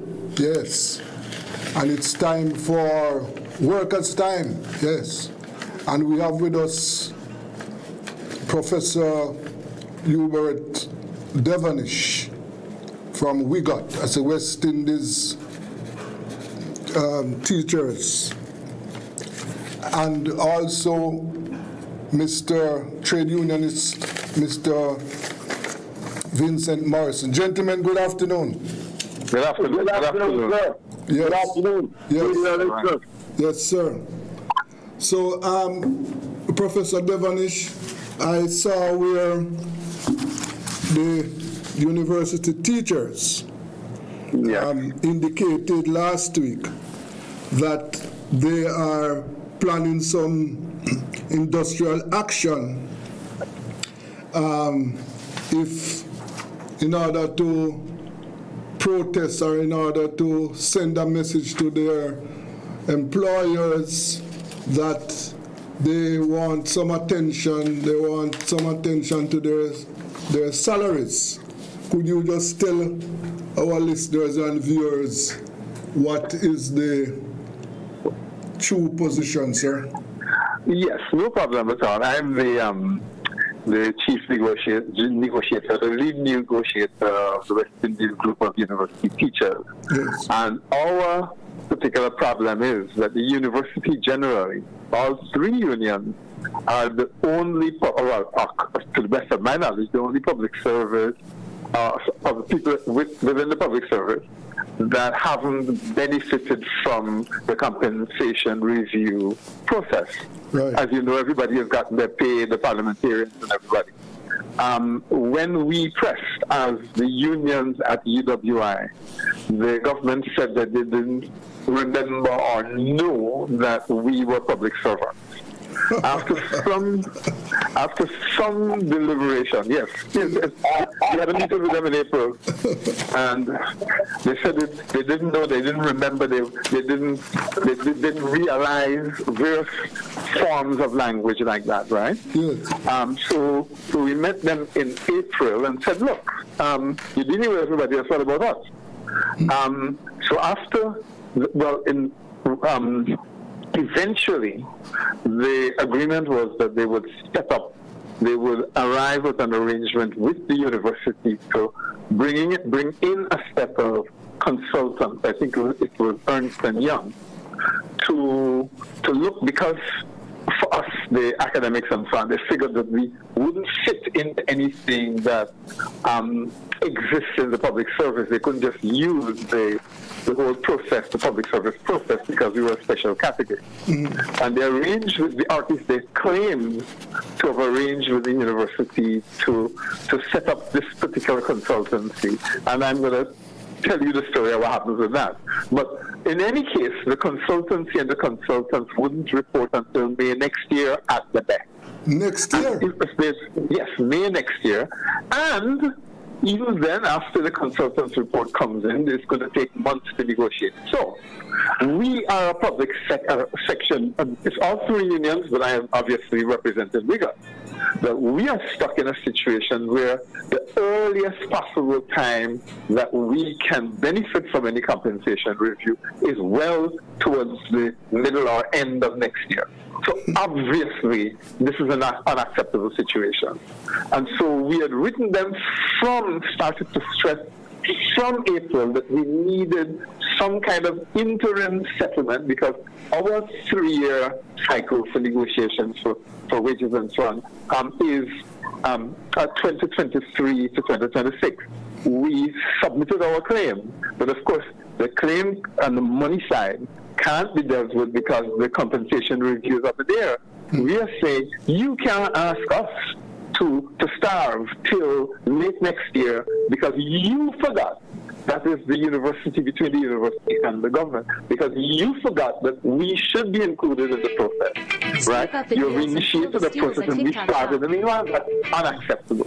Yes. And so we have several letters were written between May of last year, right up until up until November, saying that whatever's happening with compensation review, right, we needed an interim settlement, and we that would allow our members at least to draw breath while we wait for whatever happens with the compensation review. We've got no response so far from the government of Jamaica. The university says that they have approached the government. They haven't got anything from them. Obviously, the way it works is that nobody pays you any mind until you start to make some noise. So we are making noise, and we are insisting that we have to get something in our pocket, right, no later than February of next year, while the compensation review process is taking place. So the press release that you saw was one in which the members had met last week, Thursday, on the 30th of November, and they've approved a set of actions that they were willing to take if and when the union calls on them to act. So at this particular point, we haven't initiated any industrial action yet. Yes. What we have done is we have got a set of actions, right, that we will, if necessary, resort to if they basically, between the university and the government of Jamaica. Well, the truth is the university is in massive financial problems because, of course, the government of Jamaica does not pay the 80% that it is supposed to pay for the what you call it, the tuition fee for Jamaican students. They pay a flat rate, which is way below what they should be paying. The university is in constant financial crisis, so it is going to have to be the government of Jamaica that puts up that money. And so even though obviously we work at the university and can only take industrial action at the university, this action is really directed at the government of Jamaica to say to them, give the university a remit so that they can negotiate with us about some kind of interim pay settlement while the compensation review takes place. Yes. And that's the core. We are, at this particular point, we're not quarreling about what percent we're going to get and all this kind of stuff. We're quarreling about the fact that we are not yet at the table. This is, in fact, the first step to say to the government, we got to come to the table. We are hungry. You've paid public sector workers since April last year. We get nothing at all, like zero. Yeah. This is unacceptable, totally unacceptable. Professor, what I find very strange in your presentation is that the government is saying that they don't remember that the workers at the University of the West Indies are public sector workers. But I find that is ridiculous. I don't understand how they... Well, because you know they have the special unit in the Ministry of Finance that deals with this thing, and they said, we met with them, and the three unions, and at that point they said to us, well, we didn't know. Nobody told us. You are not included, right?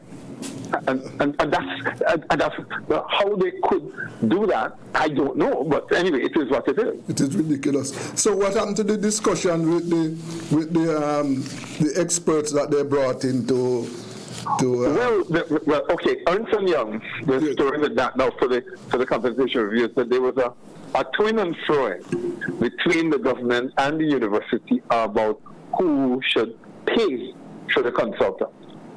My understanding, and maybe a misunderstanding, is that they agreed between the two of them to share the cost. Okay. But when we received, that is the union president, 3 days ago, last week, I think, middle of last week anyway, received a letter from the university, from the campus principal, saying that in fact the consultants had not yet properly been engaged, and the process had not yet started. So when they originally said that the consultants would report in May, it was on an assumption that the consultants would have started in September. In fact, the consultants met with the unions in September, right? But obviously they haven't been paid, and therefore they haven't moved. Yeah. And so we've got a double problem, which is that the interim payment, we need an interim payment now, and the longer term thing that was supposed to report in May is obviously not going to report in May either. Yeah.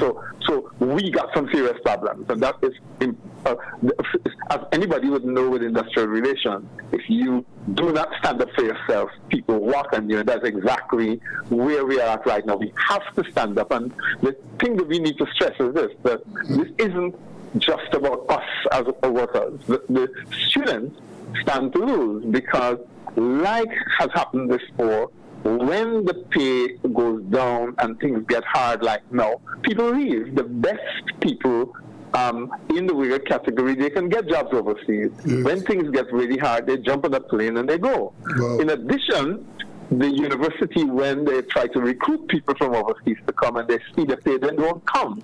So the students suffer. So that in this particular situation, part of what we want to stress is that we are fighting for quality for the students, and we can't just sit down and allow the government to ignore us in this particular. Yeah. Mr. Morrison. Yes, sir. Yes, good afternoon again. Do you see this is another major flaw in the compensation review process? It is more than major, it's double major. Yes. I never knew that you could have your children and you cook. And when you cook the pot, you share for some and leave out some. Yeah, and say you don't remember them. I say I don't remember them.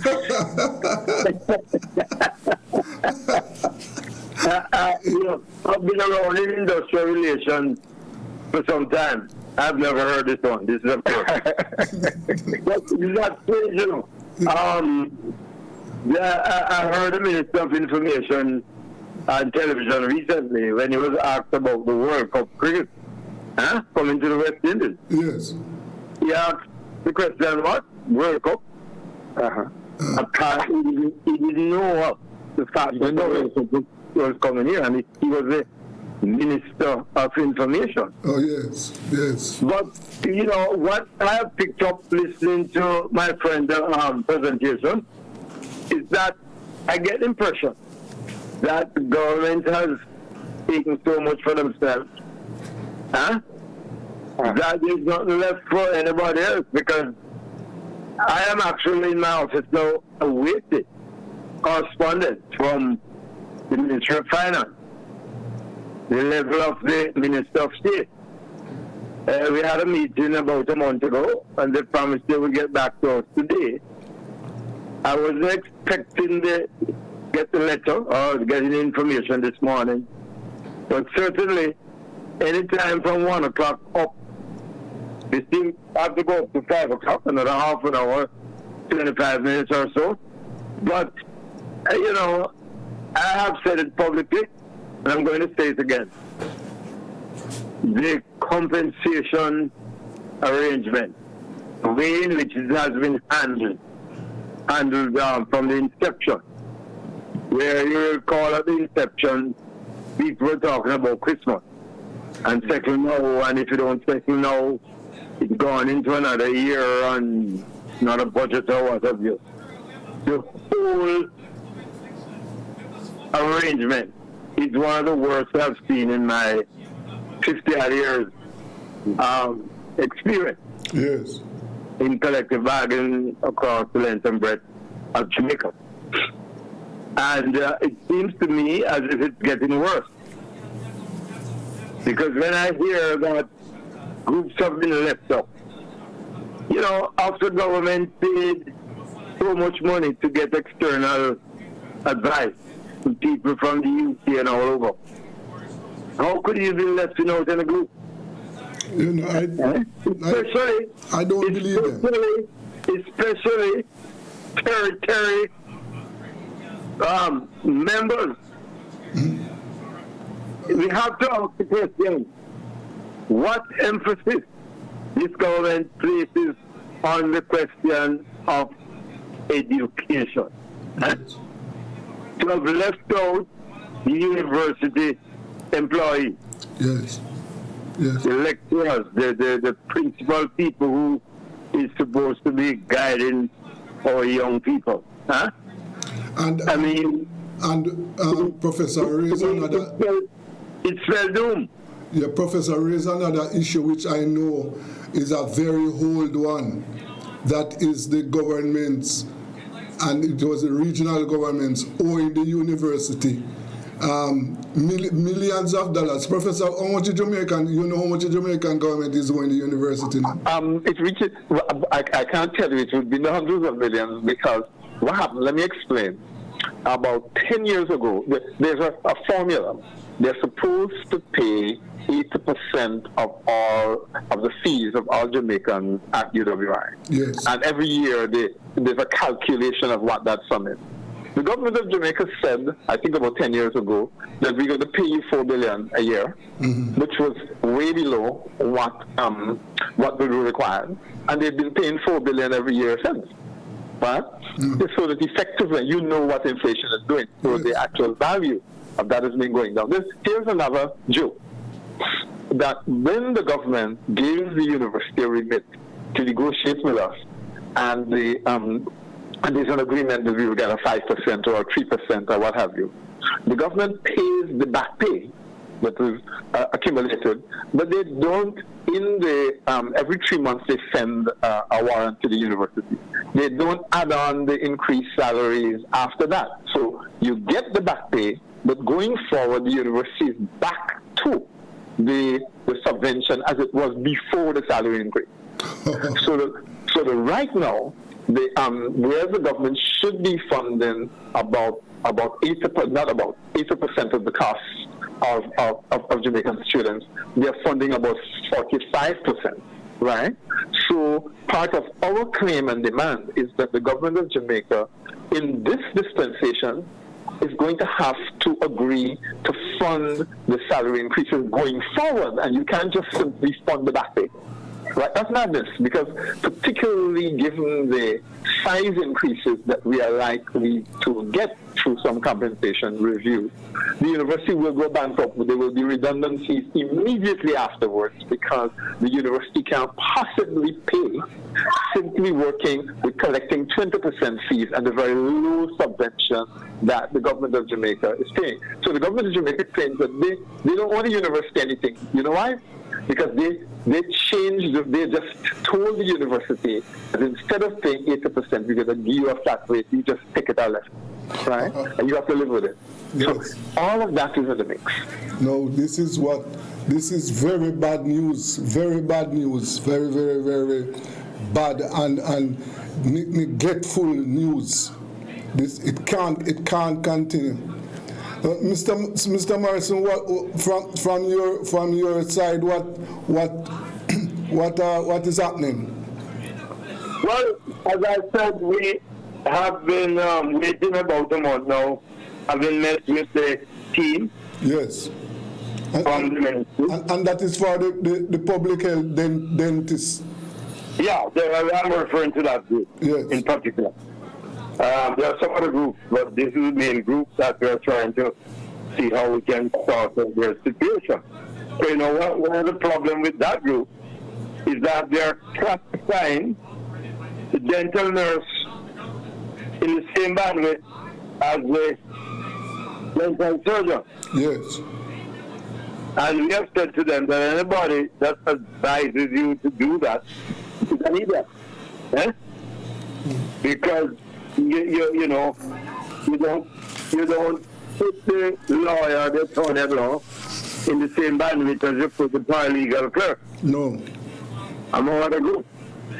And that is one of the things. There are also the issue of governance, where the medical doctor over the years have taken over the supervision of the dental services. Mm-hmm.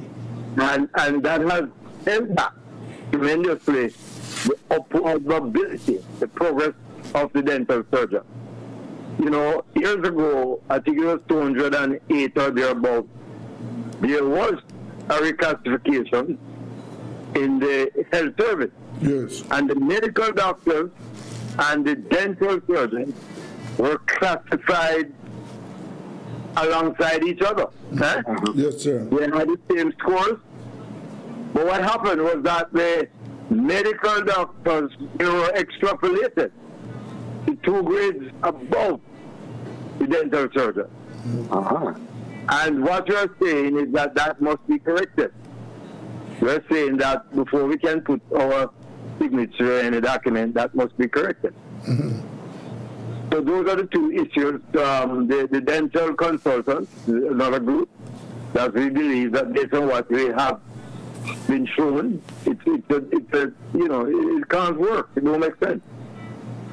Yes. But we think we are of the view that we made our case several times. But between the Ministry of Health and the Ministry of Finance, they just can't make up their mind. Okay. And, you know, the doctors have been on industrial action. We had a demonstration at South Avenue recently. You know? Yes. We had a meeting with the transformation unit. Right, yes. We had a meeting with them, and I think they understood quite clearly our position. And then we had a follow-up meeting with the new Minister of State, who promised to get back to us by today. Yes. So we have heard from him up to this point, but certainly tomorrow is another day. Mm. Yes. No, that boy, I can't. I keep every day when I talk to the workers, is that when the government says that this is one of the biggest public sector payment, and one of the things that has not been pointed out is that the line workers, they are not better off. For example, the principals, the police officers, the top civil servants, they have got some money. Yeah. But those below them, no. When you take, for example, schools, the schools and the colleges, the ancillary staff, giving somebody at their level 5 and 10% is virtually nothing. Yes. Huh? Yes. Huh? But when you look on the other group, the permanent secretaries, the senior director, it's flattering. There's no equity. Huh? No. Absolutely no equity. And, the minister had actually promised that out of this exercise there would come equity. Well, if there's no equity, you're not going to have any justice. And if you don't have any justice, you're not going to have any peace. And they took 200% for themselves. Absolutely. Yes. Absolutely. Yes. But the situation at UWI was particularly bad with the ancillary workers, the UAW, represented workers at the bottom, because they were getting below the minimum wage. When the minimum wage was raised in June, yes, there were workers on campus who were getting below the minimum wage. The university had to make special efforts now to not break the law. But of course, even that issue now creates problems of differential, because they've had by law to quite rightly and quite justly to move these people up. But then it creates anomalies with people above them who are now getting same pay as them, and of course, obviously, all the differentials now extend right up to the top. Yes. And that really, so it's a total mess. So we were actually saying that an interim measure would have been to, now that the lowest people have been raised above the minimum wage or to the minimum wage, that you look at the differentials and you create an interim arrangement that keeps those differentials, and you temporarily deal with it and give us something. But that's an easy, quick formula that could get all the groups by 30%. Right, something like that. Right. In order to maintain the differential. Yep. And so that would have been the idea, really, to as a temporary measure while they spend the time trying to correct because the problem in all of this is that when the government bureaucracy and the university bureaucracy makes mistakes, because what really happens is that the university seems, in my opinion, to be afraid to go and talk to the government and say, look, we need a remit from you. And it's understandable, because they are relying on the goodwill of the government every 3 months to send a check. If you antagonize them, they might decide to delay. Okay. So the university is very afraid to, in my opinion, they may say no, to make vigorous representation on the workers' behalf in relation to the government. So we are left now to step forward and say, okay, you're not doing it. Well, we are starving, so we're going to have to do something, and we cannot allow you to tell us to wait till whenever for some compensation review in a situation where the delay is your fault. The cost of living is moving up right now, and we need relief now. So this is our, and even though as Wiggett, we are talking about Wiggett, it affects the other two categories as well. It affects UAW, it affects MONAT, the ancillary and the middle level staff. Everybody is affected. At this particular point, we are fighting. Yeah. Another issue that has come to the forefront is this, that the income tax relief that the government gave some years ago, where the workers earning 1.5 million, they wouldn't pay taxes. Now, what has happened is that in this negotiation where they have lumped all the benefits into one, now that has put many workers above the 1.5 million, and they find themselves now that the increase that they have received, it is being taken back with taxes, right? Not only that, but some of the benefits that have been rolled into the basic pay. Yes. What that has done, that has pushed the workers right up into the tax net. Yes. And that is why in fact we have a situation where no more workers were getting less than what they were getting before. Oh. And that is why they had to put in what they call a temporary allowance, a non-taxable arrangement. Okay. That will sort of buffer the thing and keep the thing in a way where people don't get less than what they were getting before. Yes. Remember, overall, what the government has offered to the public sector workers is 20% over 3 years. Over 3 years. With a 10% in the first year and a 5 and 5. Yes. But they have adjusted a number of other groups in a significant way. I mean, I know for a fact that there are some groups that get that over 300%. Right. I don't know why it was done willy-nilly without any regard for balancing the thing in a proper way and ensuring that you don't create anomalies, etc., etc. But the biggest anomaly is to forget some of the persons that you should be That's us. They completely forgot the university. We had to go and make representation to the ministry that we are public sector workers. The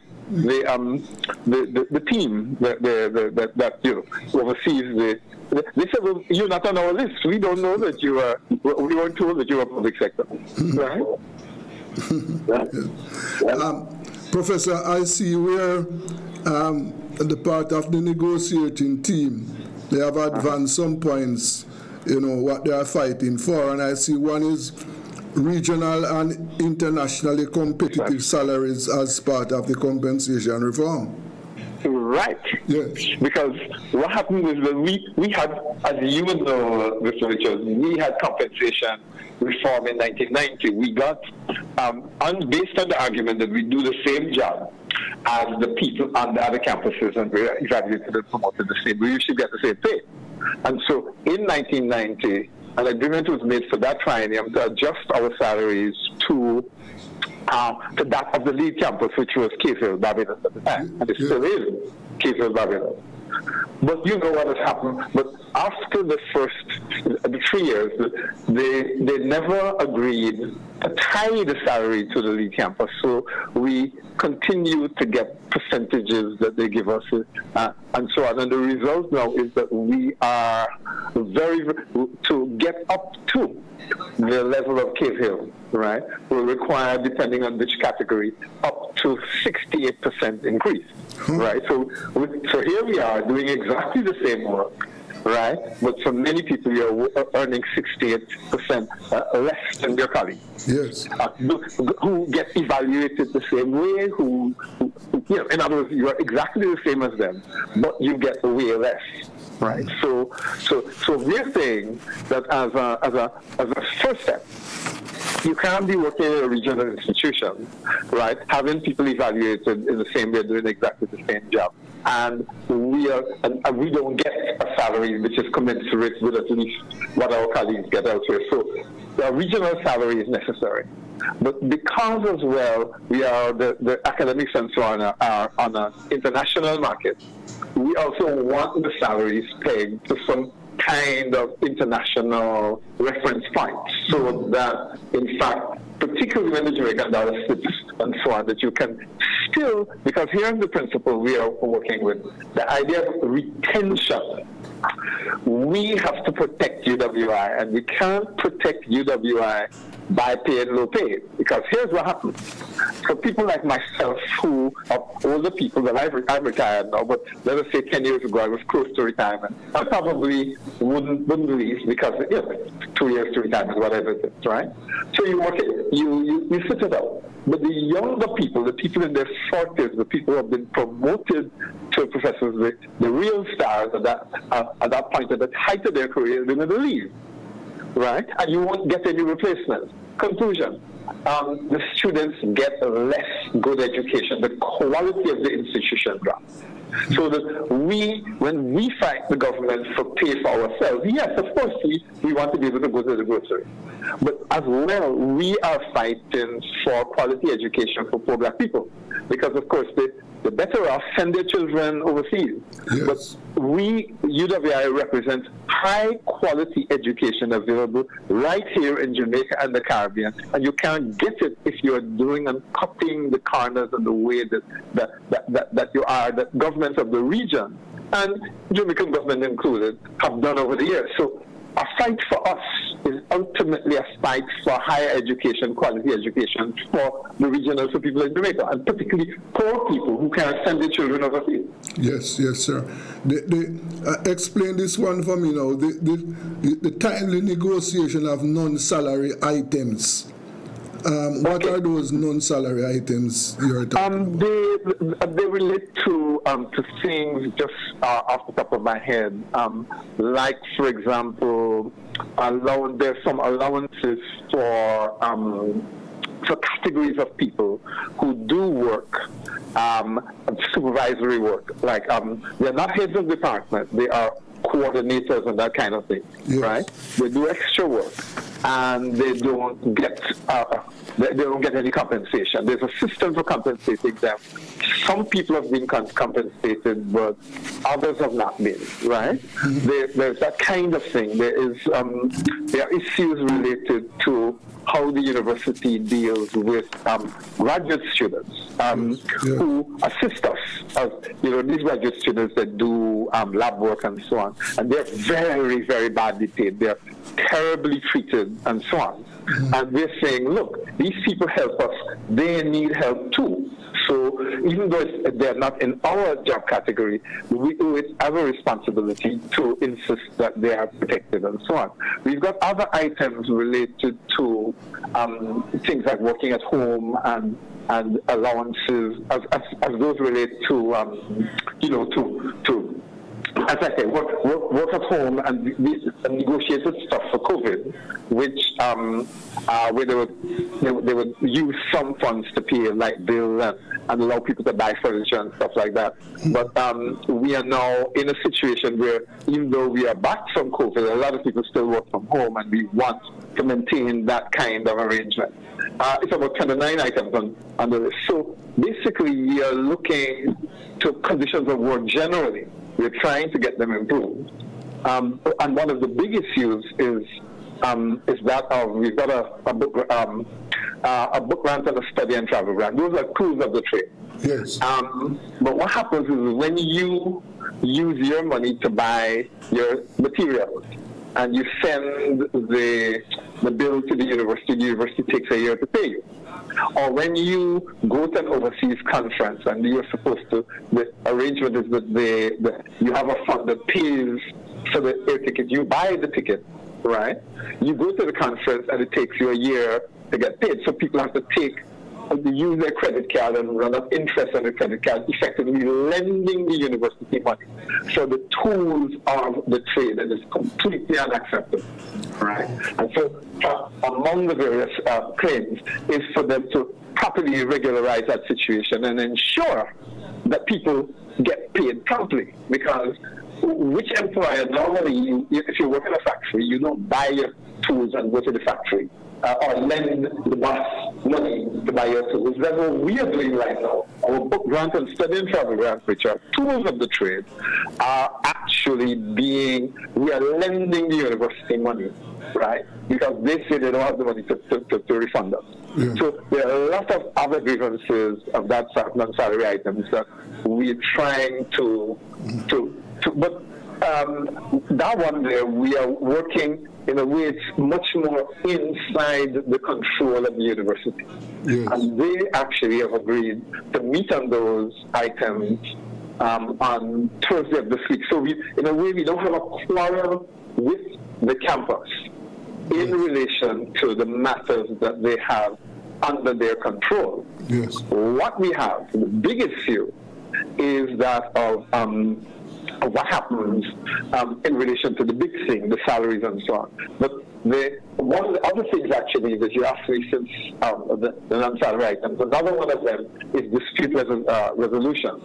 because we've got a system of dispute resolution which goes to the Ministry of Labor.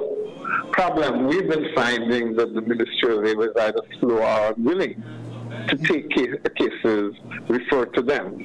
And so we are making a proposal to have have an internal process that allows us to do more dispute resolution internally, because we can no longer rely on the Ministry of Labor when matters get referred to them acting quickly.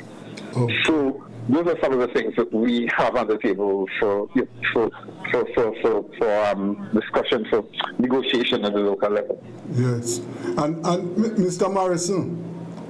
Yes, sir. You know, the professor raised a point about dispute resolution. What is happening with that dispute with the mining industry, the bauxite company? That is a tribunal from I think this is about March, April, somewhere there. Yeah. We have to finish our presentation. The company is now presenting. They've called witness. And based on the burden of work that exists at the tribunal, we don't see this being completed until maybe February, March next year. Okay. All right. So that matter is at the tribunal. Which is unfortunate, because that dispute has gone over November the 3rd this year. It was 2 years that the contract expired. Yes. And you know, money in the company's bank account and the company's pocket don't help the workers. No. You know? I mean, this high inflationary that we're experiencing in Jamaica. Yes. And as it relates to the security guards, when is that court date again? We are going to court with Marksman on the 11th of this month, December. Okay. And on the 13th with Guardsman, we have filed them. The lawyers have filed cases. Yes. Seeking a declaration as to the validity of the contract that they have asked the workers to sign.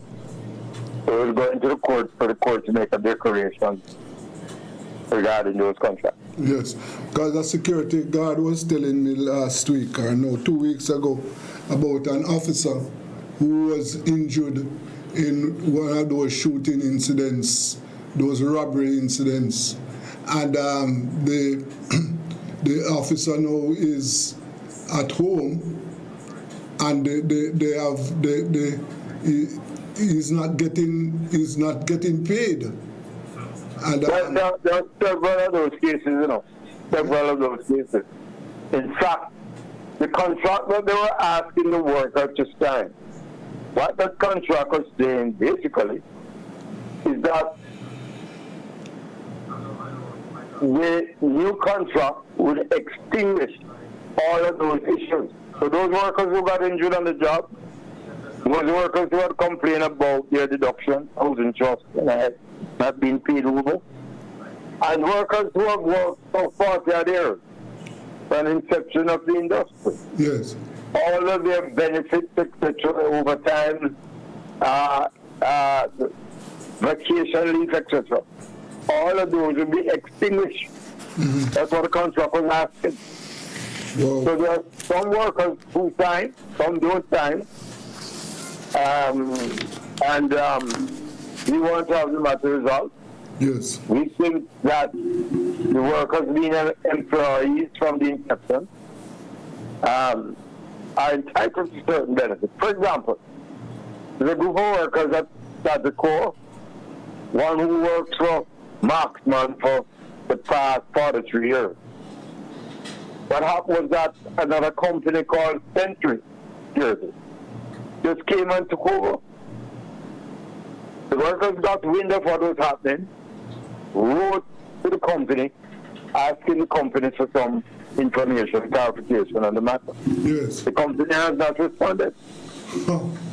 So if you go to Sagicor Bank, you'll see where a Dominica Drive, you'll see where the security there. They are in uniform. Yes. Okay. That marksman and guardsman uniform was century uniform. Yes, and that's a new But they have not heard one damn word from their employer for 40 years. Boy, no. And we have written to the Ministry of Labour, hoping that the Ministry will convene a meeting, or try to convene a meeting, but the Ministry seems to be committing some neutrality in these matters, which are clear issues affecting the workers. Yes. I am disappointed with the new minister. Yes. You know what? The new minister is a lawyer. Yes. And he should have some of these matters at his fingertips. Yes. But he is nowhere to be found. We have had bauxite and aluminum meetings at the ministry. We have security guard meetings. We have several meetings, and we're hoping to see a little bit of forces in the middle. Yes. Appearing at the Ministry of Labour. We have not seen that. Okay. So the officers, the technocrats, and I must reply to them. I think they're trying their best under very difficult circumstances. Okay. Yes. Professor, what is your final word, sir?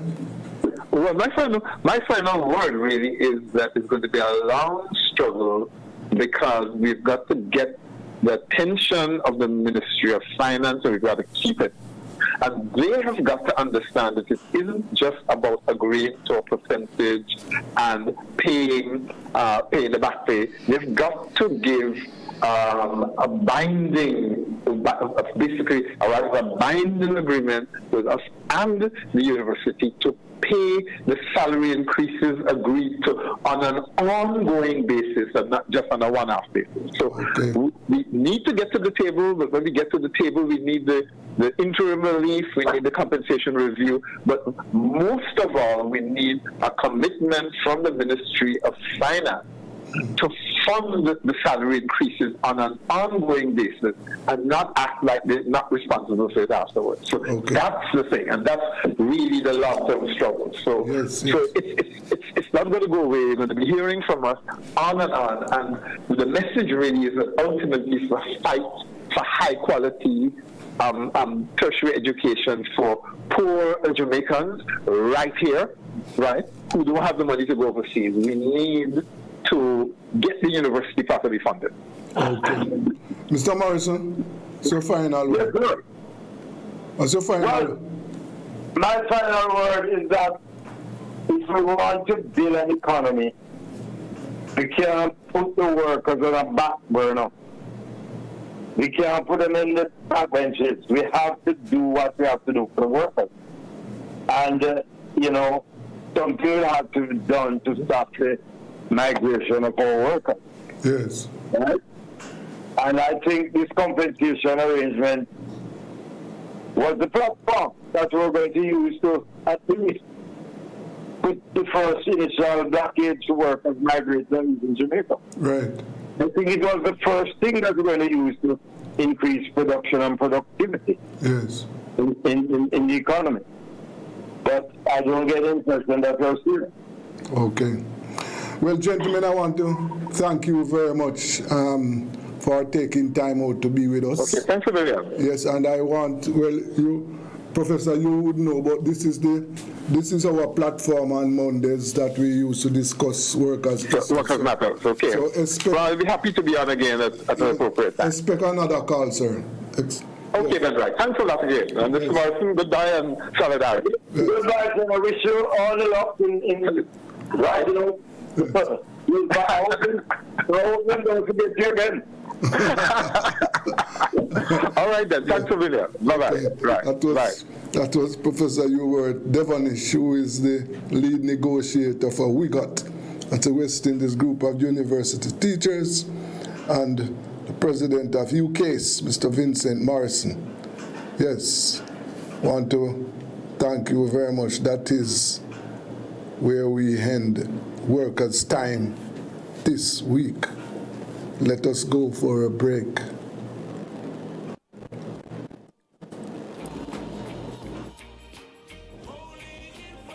Show.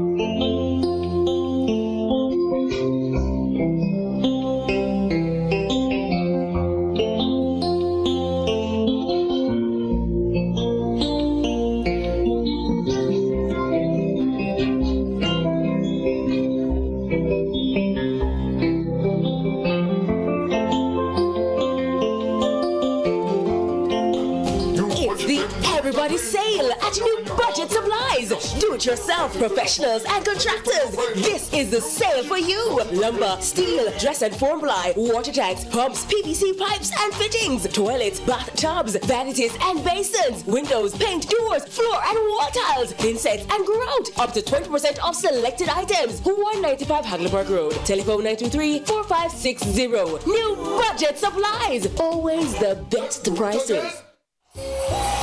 It's always saving season at Tools, Hardware and Supplies. New arrivals are here. With variety and prices you love. We have the best in porcelain and ceramic tiles, windows, doors, and much more. So what are you waiting for? When you think of tiles, think Tools. The one-stop for all your home finishes. So come visit us at 279 Spanish Town Road, 4 South Camp Road, 8 Red Hills Road, or online at toolsja.com. Tools! The Lion King of I've looked high and I've looked low. There's no one to compare to you.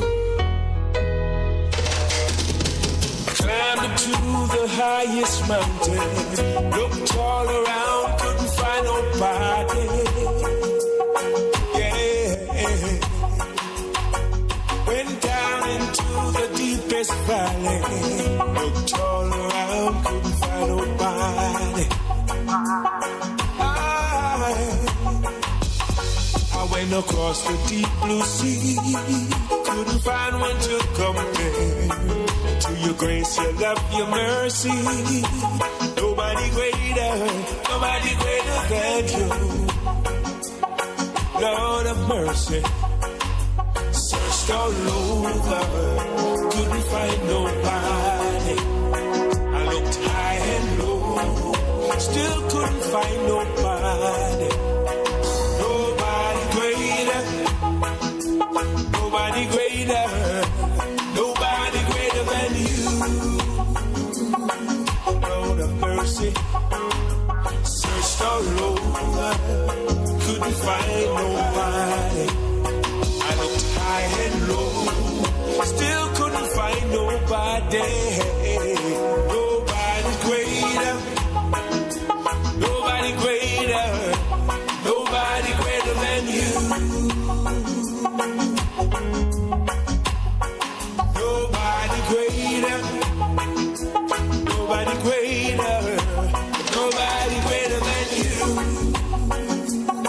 Yeah, I searched all over, couldn't find nobody.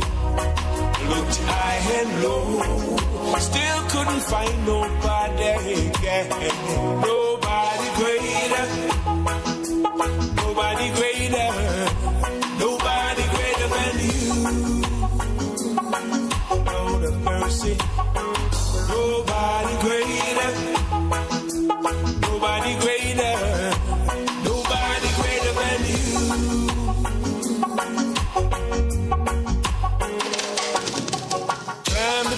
The highest mountain, looked all around, couldn't find nobody. Yeah, went down into the deepest valley, looked all around, couldn't find nobody. I went across the deep blue sea, couldn't find one to compare to your grace, your love, your mercy. Nobody greater than you. Lord of mercy, searched all over, couldn't find nobody. I looked high and low, still couldn't find nobody. Nobody greater, nobody greater, nobody greater than you. Lord of mercy, searched all over, couldn't find nobody. I looked high and low, still couldn't find.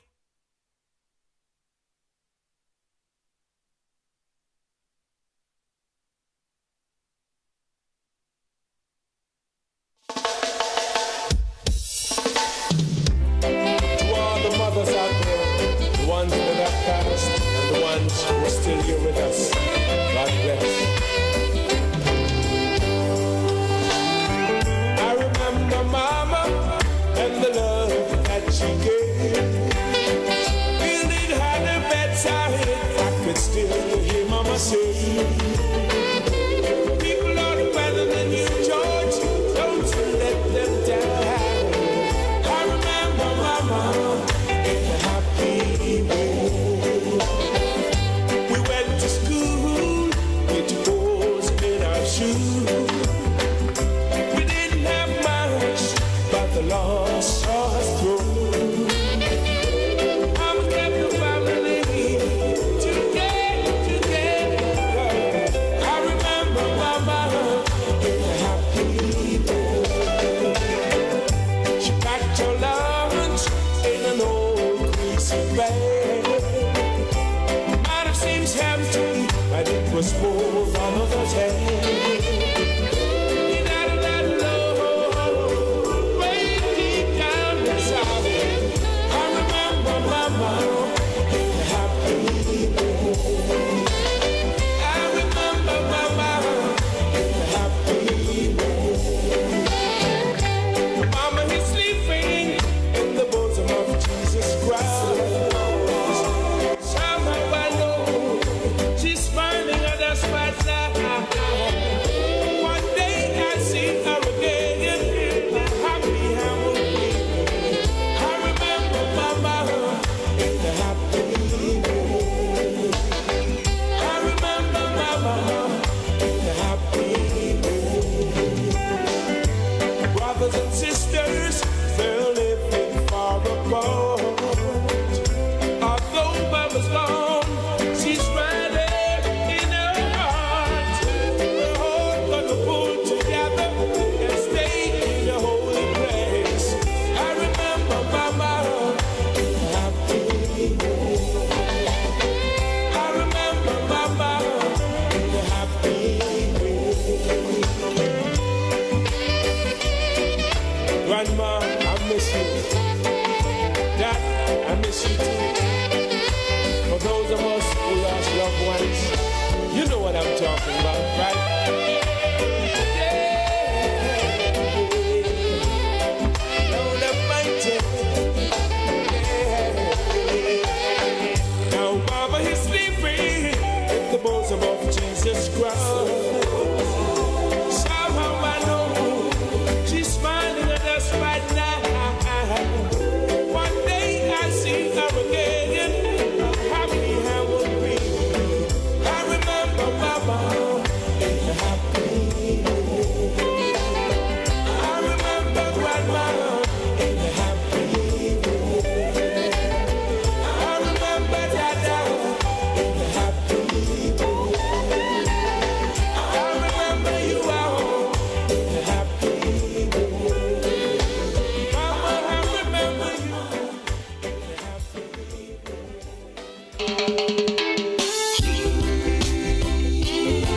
My Redeemer, yeah. Yes, He lives forever, yeah. Who taught the sun where to stand in the morning? And who taught the ocean you can only come this far? And who showed the moon where to hide till evening? Whose words alone can catch a falling star? Well, I know my Redeemer lives, and I know my Redeemer lives. Let all creation testify is risen and alive, and I know my Redeemer lives. The very same God that spins things in orbit runs to the weary, the warm and the weak. And the same gentle hands that hold me when I'm broken, they conquered after bringing victory. Yes, I know my Redeemer lives, and I know my Redeemer lives. Let all creation testify He is risen and alive, and I know my Redeemer, He lives to take away my sins, and He lives forever. I proclaim to protect me from my sin. His most precious life He gave, but now He's alive. Praise the Lord.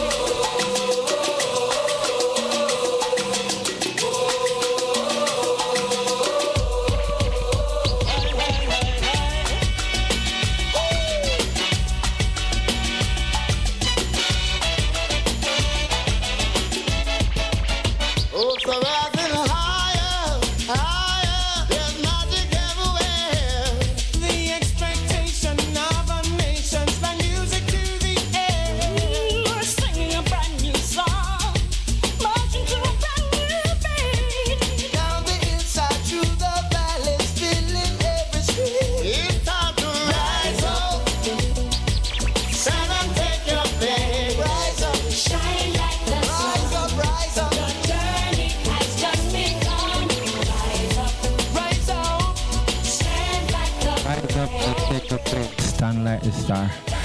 Let me first apologize for the late start. At this time of the year, the traffic, we are in the season, Christmas season, and we expect to let things.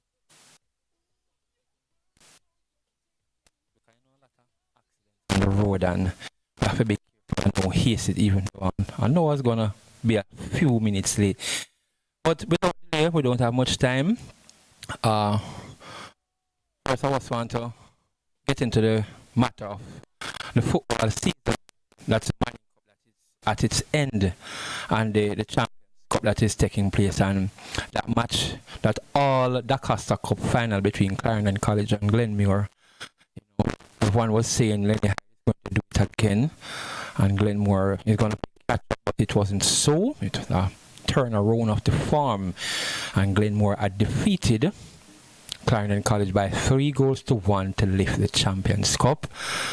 And coming up this week, time, the Manning Cup final, the Costa Cup final this week, and looking forward to that. Clarendon College our next chance again, and the one that is coming up between Mona, that is the Mr. Craig Butler's Mona, versus Hydel, which is two teams that have never reached the Manning Cup final, that have never, won anything before, and it's going to see who is going to be the best. But as I said before, Craig Butler, the tactician, him approach on matches is hands-on, and him know how to do when it comes on to each match. So I'm going to stick my neck out and give Mona the hedge to get the better of Hydel. Hydel have a very good coach in Devon Hadnison, who led Holy Trinity at that time to the final of the Champions Cup, and he's a very good coach. He knows his methods,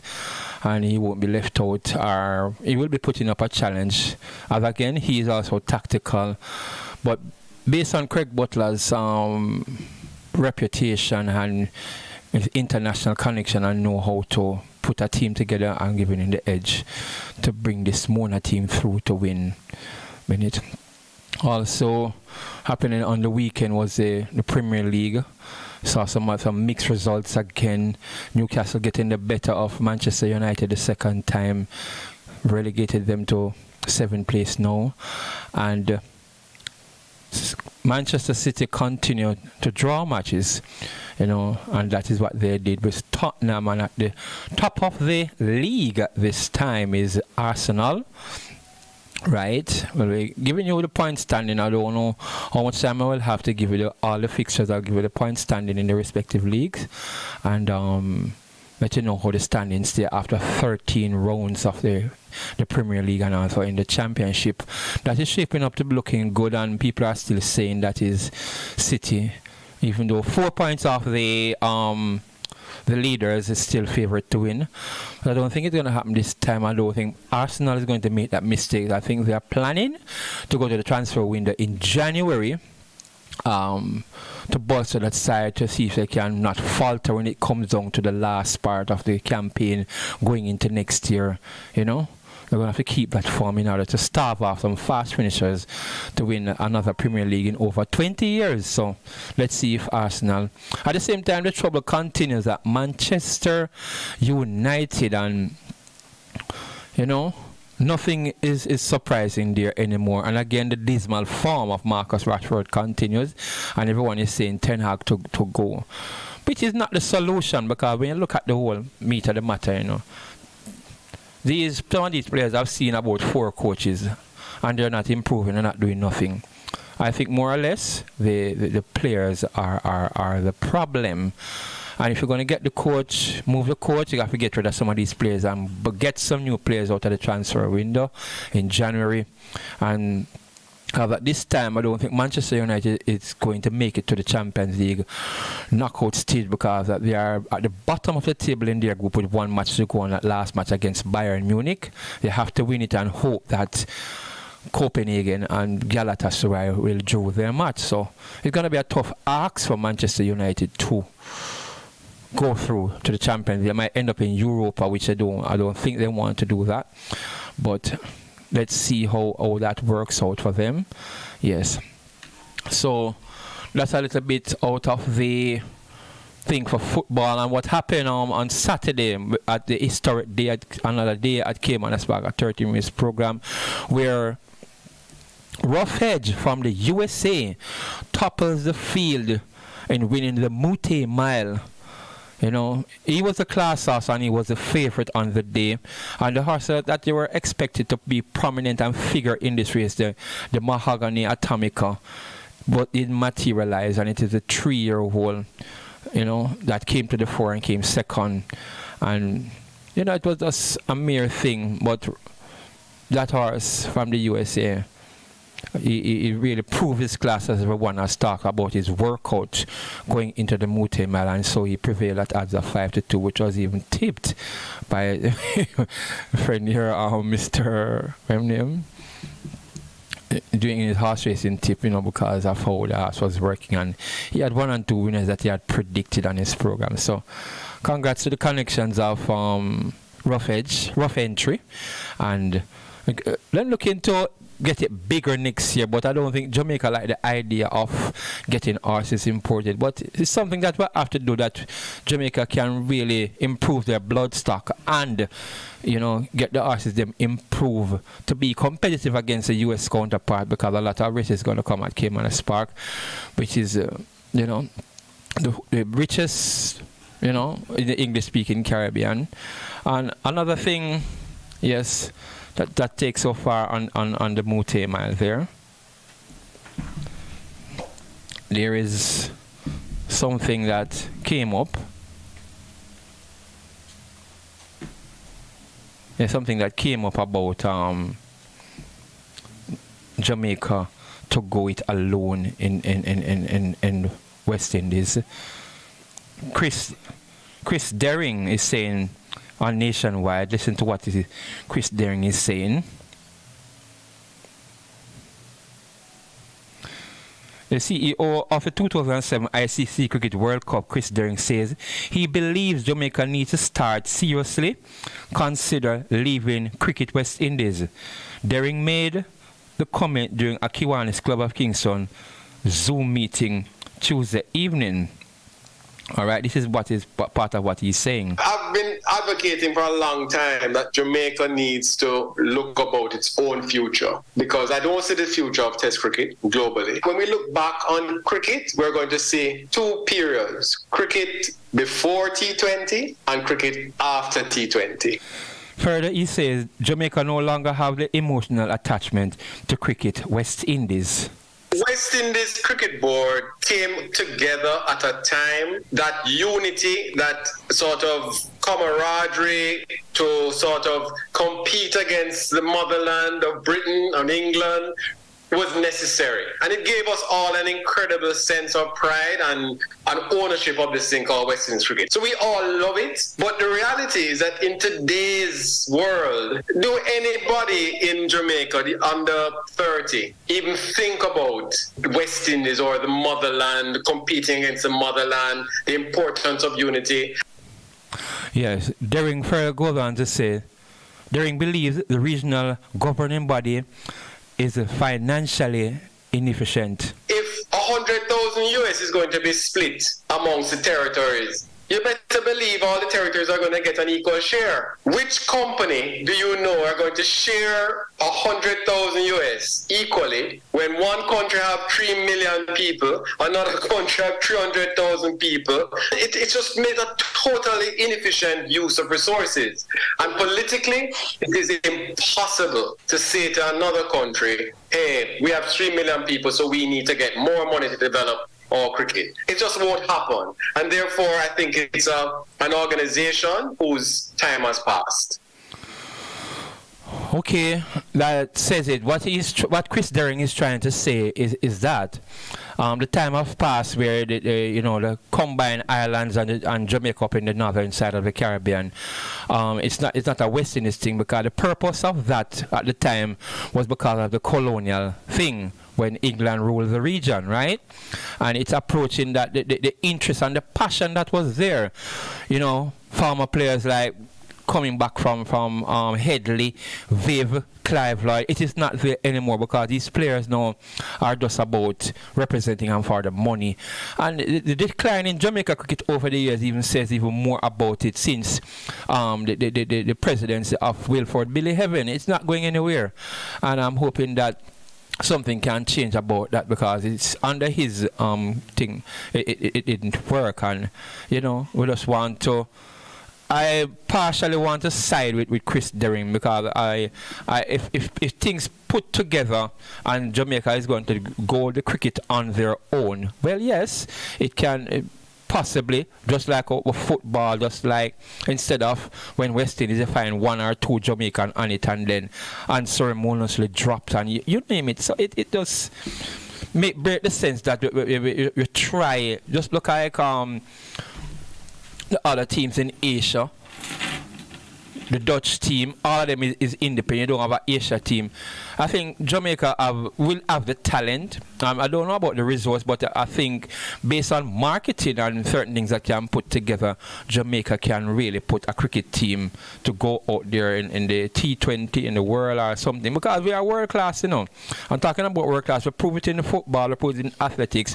So it is not impossible where cricket is concerned. So I'm kind of side with Daring about that, by let Jamaica go its own instead of the coalition with the combined islands with Jamaica. Well, at this time there's not much, and I want to really say something about that event that is coming up on Friday, and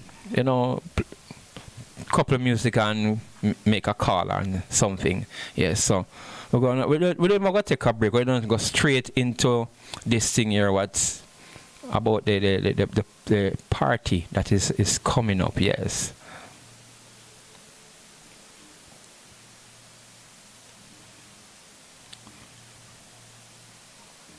Hold on.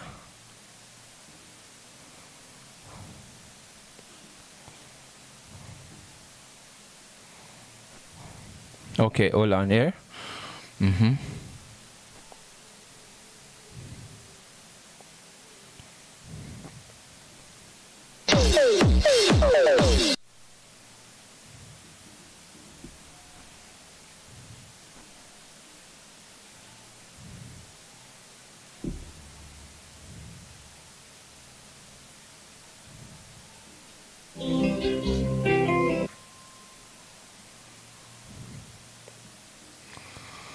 Yes, we're coming up with a thing about that event coming up here on Friday at Rebel Radio. Okay.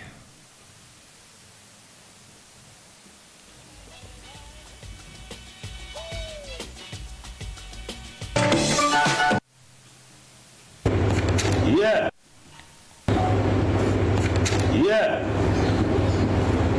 Bourbon House. 133 Windward Road, Kingston 2 comes alive Friday, December 8th. When Sports World Entertainment put on a big stage show, see?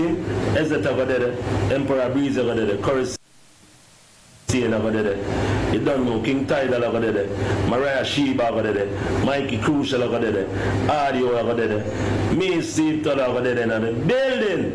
You don't know. Live radio over there too, you know. You don't know. Rebel T Radio. Yeah, with DJ Kings the JJ. You don't know the sound? Alonzo Ark alongside World Baller Sound System. You see it? Yeah, man. Admission and us buckling on, you know. You see it? No prizes and giveaways. You don't know. Look out for this one. Plenty of the artists are going to pass through to, you know. Same way.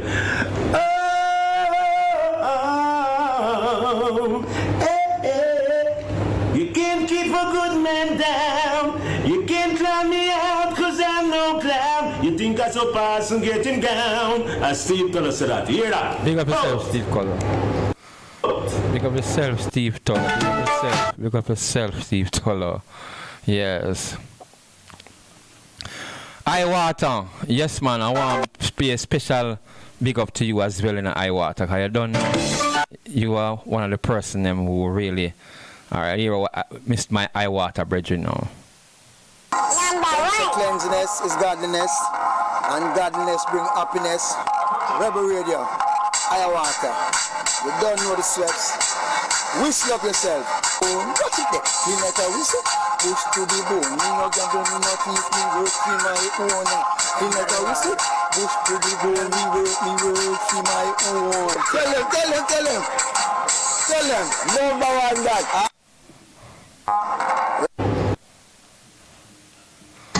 Don't know. Yes. Don't know.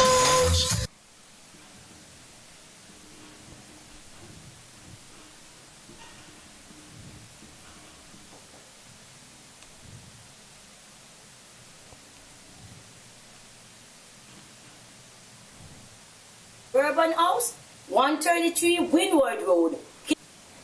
Yamana Maria Sheba representing for Rebel Radio. Pre-Christmas party, Bourbon House, 133 Windward Road, Kingston 2, Friday, December 8, 5 p.m. Live performances by King Tidal, Audio, Posway, Mikey Crucial, and yours truly, Maria Sheba. Music by DJ Kingsley JJ from World Ballers and Alonzo Ark. Admission, bottle in hand. Yeah. You know I'm Maria Sheba. Well, I just want to, it's a time fly. I know I'm just really a little bit want to apologize for the lateness, you know, and you know it takes a little bit from me because I want to give you some more, especially some specials that comes out from my lady in Canada, Miss Lawrence, you know, and didn't get a chance to do that. So I just want to just keep it that way and continue to burn the fire where the music is concerned. Natalie Sky Voice Lawrence, we respect you for that what you're saying. And so I want to just close out and say, well, okay, this is all for now on World of Sports and Entertainment. I'm going to just leave out. And remember, it's Friday coming up. We're going to see if we can drop in something on Wednesday, which I'll have to talk to Mr. Desmond about that, where this event is concerned on Friday. So I want us to leave you with this and say, keep safe, keep good, and coming to the end of this World of Sports and Entertainment on a Monday with the roundup.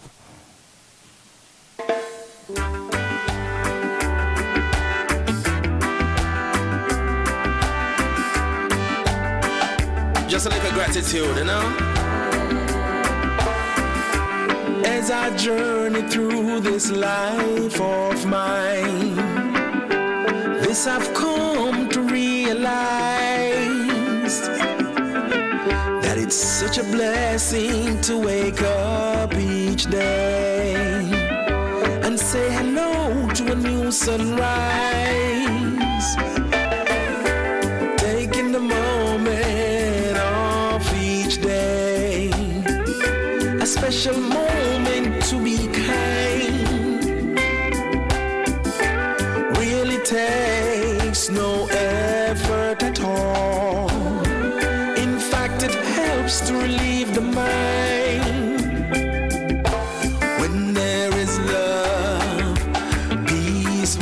thrive. So give our justice like the bees gives to the hive. Poison.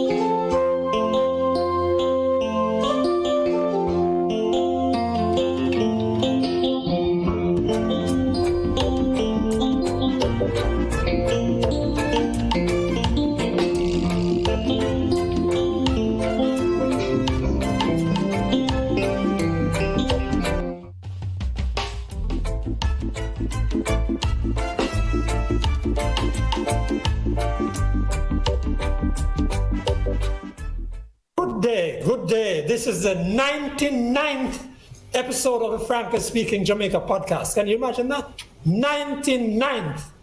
With me today are Desmond Richards, Winnie Anderson Brown, and Mary White. In a moment, they'll tell you what topics they are taking on. But let's remind you to share, tell your friends and colleagues about the podcast, and subscribe to this channel. Please. The week past included the public session of the 80th Annual Conference of the Jamaica Labour Party, at which Prime Minister Andrew Holness announced the imminent creation of a ministry to help deal with security or encourage peace. In the week, Minister of Industry and Commerce, Senator Aubin Hill, made statements that gave support or standing with Israel. And a video gave the country a reminder that the epidemic of violence that has long reached schools is as alive as ever. We saw to a video that should be shown at police training school. How not to subdue an 11-year-old. So let's get to our panelists. We welcome back Winnie Anderson Brown, and we start with her. Winnie, tell us what's your topic today. Thank you, Franklin. Good to be back. Today, I am going to talk about digital oppression. Digital oppression, that's for Winnie. And Mary White?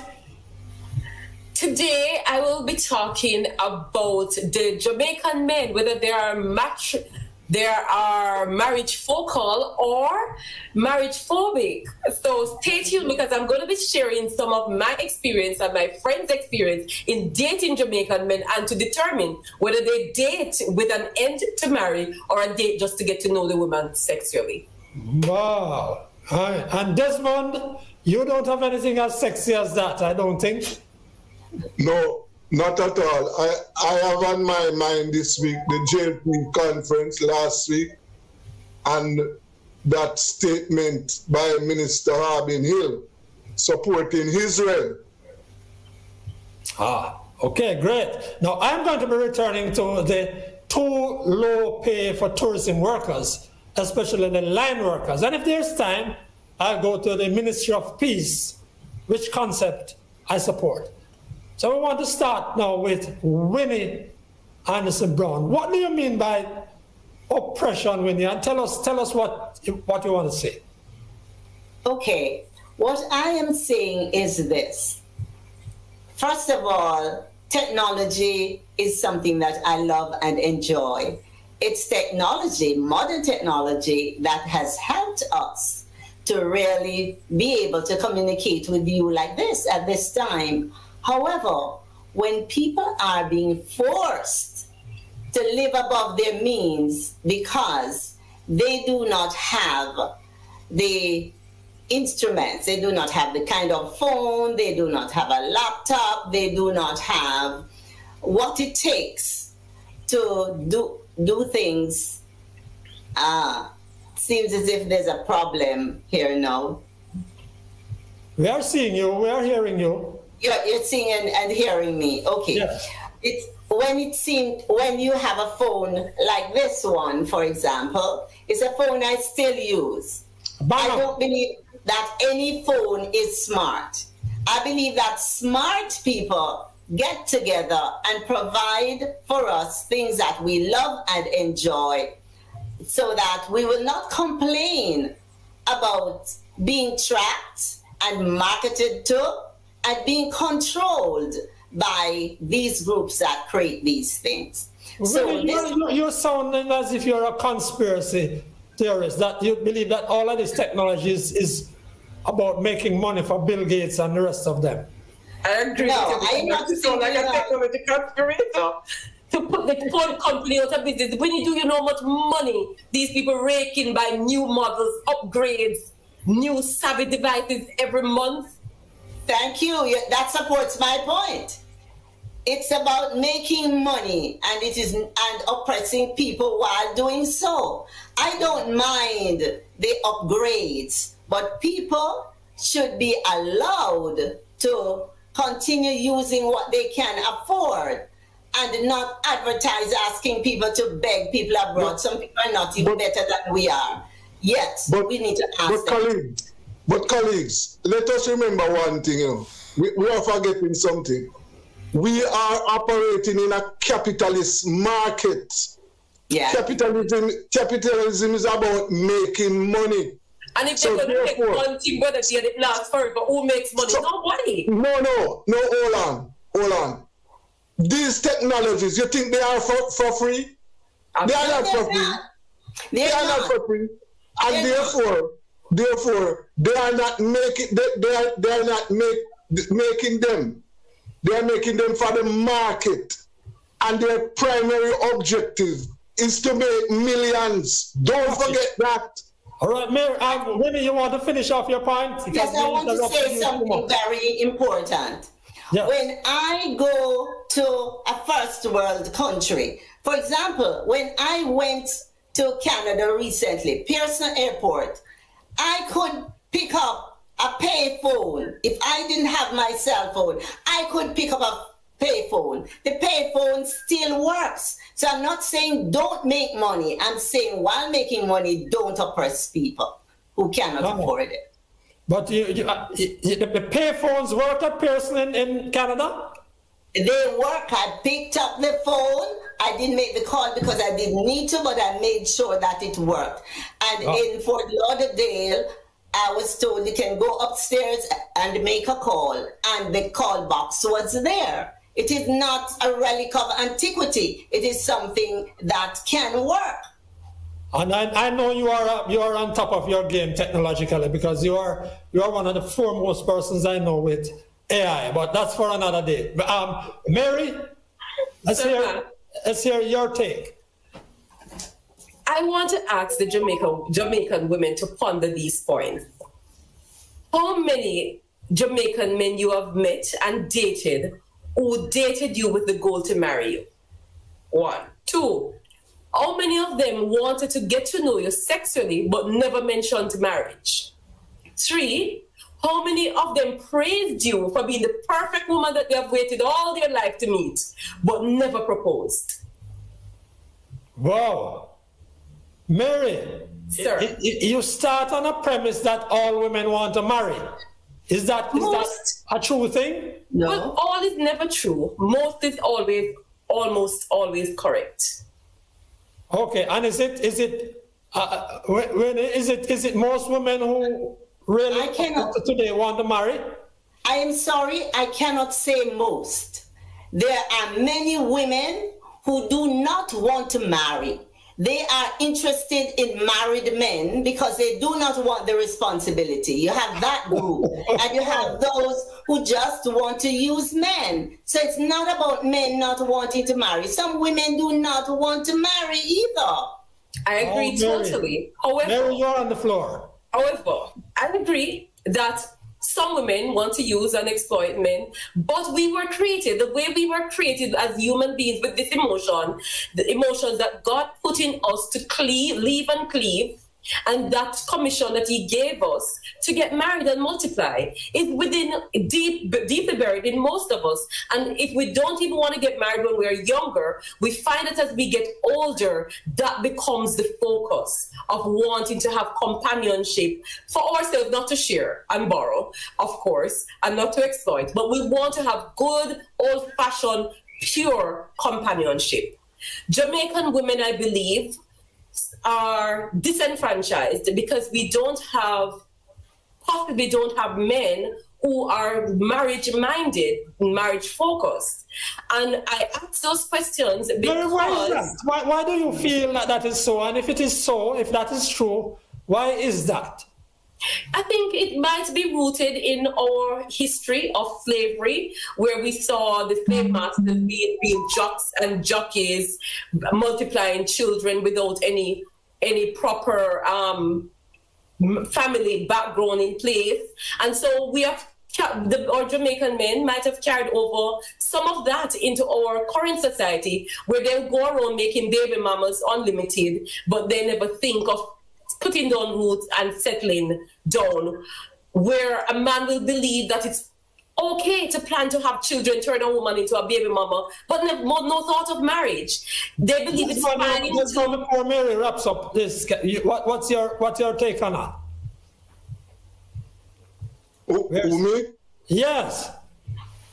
Well, Mary mentioned one point that we must remember, that the Jamaican men, we must remember that this institution of marriage, which is very old, it was not part of our operations for 400 years. During slavery, we Jamaican men, there was nothing called marriage, right? And therefore, some of the issues and problems that we are facing today in marriage, relationship, is coming from the plantation. Absolutely. So I will say this, Mark. When my friends and I look at the whole thing of all the men that we have dated, and the fact that people will say, Mary, you're such a pretty, successful, talented girl, why are you not married? And I do a review of the men that I have come into contact with and my friends' experience. I'm realizing that men are not dating us with the end to marry. If marriage doesn't even occur to them, it's like you wake up and it's natural to eat and drink. It's not like that for them. While in other cultures, such as India, that people don't date unless they're looking to marry. We date to have sex. And a culture that dates to have sex, marriage is the furthest thing from their minds. So what does that cause, Sir Mac? In wrapping up, I will say, very interesting. A culture which doesn't have a tradition of men, strong men that are looking to create strong families, will leave women feeling incomplete and emotionally void and empty, because God provision for them to choose an helpmate. They also will not have children that they instill the proper moral code and values in, and those children will go on to become reckless in the society. They also do not have families that flourish with blessing, because the man has a responsibility to keep that family together and bless them as per the provisions by God. So Jamaica is suffering from a lack of marriage-focused men. All right, we're going to come back to you on that, on some of that, Mary. But Desmond, it's your turn. Your turn, Desmond. Well, last week, we got another indication, clear indication, that the government is in support of Israel. The Minister Harbin Hill, he attended a function put on by the Jewish community to pray for Israel. And that function was a function that, you know, it wasn't open to the public, right? And the minister indicated that he supported Israel. Of course, he said that he was not speaking on behalf of the cabinet. At first, he said he introduced himself as he was there as a minister. Then later on, he said he was not speaking on behalf of the cabinet. Yes, and therefore, one of the things that you must remember, our system, when a minister speaks, he's speaking as a member of a collective body, a cabinet minister, right? If a cabinet minister is not in agreement with cabinet policy, then he has to take himself away. Now, so far, the government has condemned Hamas attack on October 7th. They have not, to date, they have not condemned the atrocities committed against the Palestinian people, which by Israel, and it continues after a 7-day truce. There is bombing, children are being killed, whole people are being killed. And we have not heard a word from the government condemning those atrocities. And in the 24 hours from Saturday morning to Sunday morning, over 700 Palestinians were killed. Over 700 just in that 24-hour period, including bombing on a refugee camp in the south where they have been told to go. Yes, so I am not surprised that at how the government's position, because from early I see signs where this government is in support of Israel. And one of the things we can remember now recently, that an Israeli company... Desmond, I just throwing in something here that you mentioned the conference. The Prime Minister did make what might be considered an even-handed statement at the conference, talking about the two-state solution. You're aware of that? I am aware of that, but that is what... Are we losing Desmond there? Are we losing... Well, while we lose Brother Desmond for a minute, Mr. Mack, we have Raja online from India, who has posted a comment that he agrees 100%, and you know, they give it that like a 100 minute, you know, it's a real, that he agrees that that she's from India, and that she agrees with my comments that Jamaican men are not marriage focused.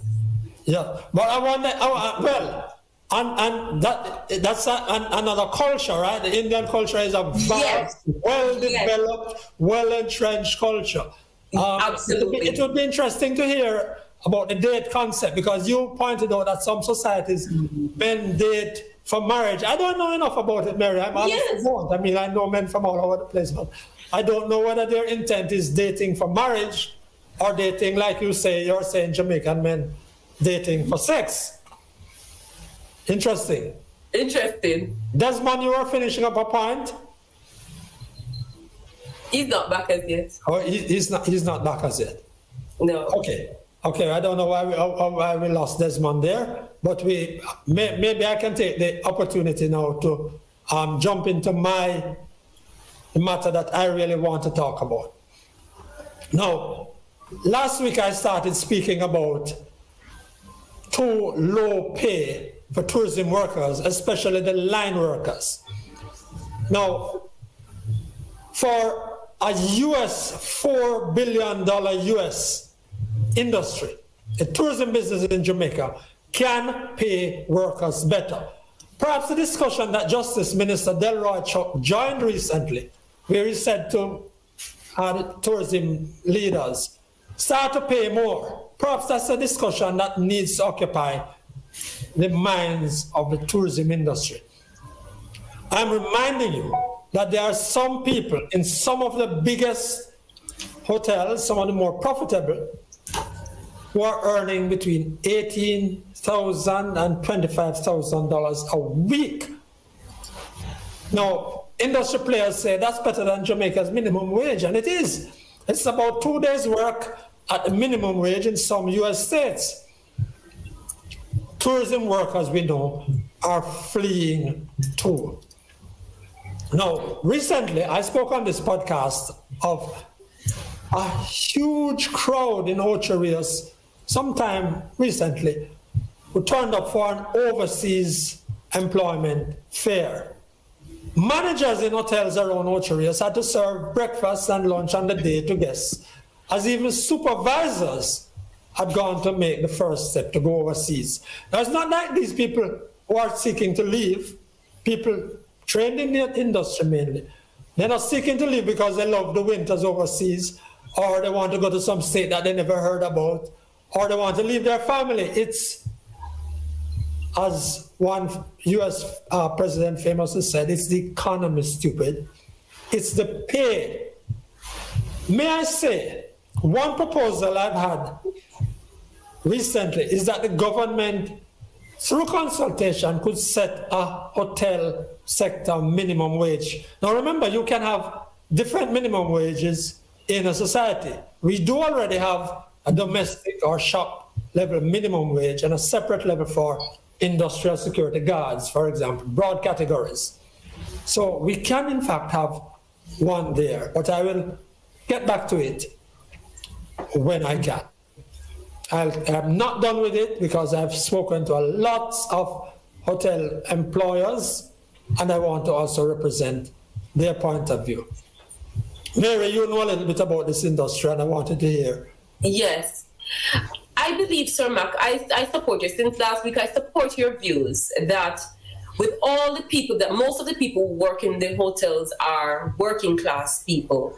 Most of these people have families that they need to care for. And like no other industry, I think the hotel industry is one of those service industry where the staff go over and above to sell Jamaica as that place of where you come when you really want a getaway, to be transported to another world where the people just feel good, no problem, man, everything all right. The Jamaican tourists, the workers in the Jamaican tourist sector has that locked. When people come here and go back, it's the people they remember. It's not the fabulousness of the resort or the sea and the sand. It's the Jamaican people. And that is not an accident. The hotel staff go above and beyond. And I believe, as you suggest, government could look at putting a special committee, panel, task force in place to look at regulating a reasonable salary for Jamaican line workers that is in line with really what they contribute to the nation's Thank you. Yes. Thank you very much. Desmond, I see you are back. We're going to allow you to finish, and I want to tell Winnie that we're going to come back to her for her to finish the point about how we can stay modern and involved in the present world and yet not be, as you suggested, be harassed into buying the most expensive gadgets. Desmond, you want to finish off your point? Or you're not hearing us, sir? Desmond, you have left us. Right. I don't know why you have left us. Winnie, you want to finish up your point about telling us why we're not... And Desmond, when you are ready, you just chip in. Winnie, can you... Yes. What I would love to see a society where people are not left behind. The COVID taught us a number of things, and all these children who were not able to access the internet for their lessons, their parents are not able to access the internet for whatever they're asking people to do. So until people are ready to provide enough internet access, I speak for rural Jamaica. Kingston is not Jamaica, neither is a second city. So I speak for those of us who live outside of the cities.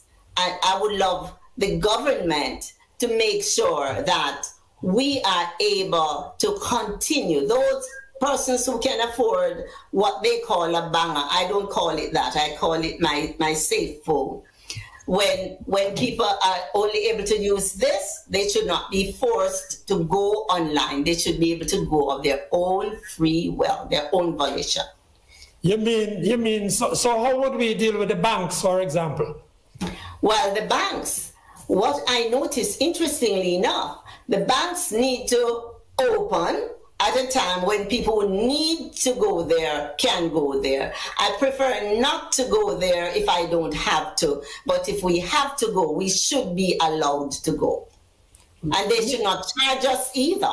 That's another story, so I won't even touch that. They should not what? They should not charge us for going inside the bank to do our transactions. They shouldn't charge us, but that's but don't you think that the present moves to digitize, to get us to use more of the technology is advancing the nation? Not necessarily. That will help us be more productive. It is widening the gap.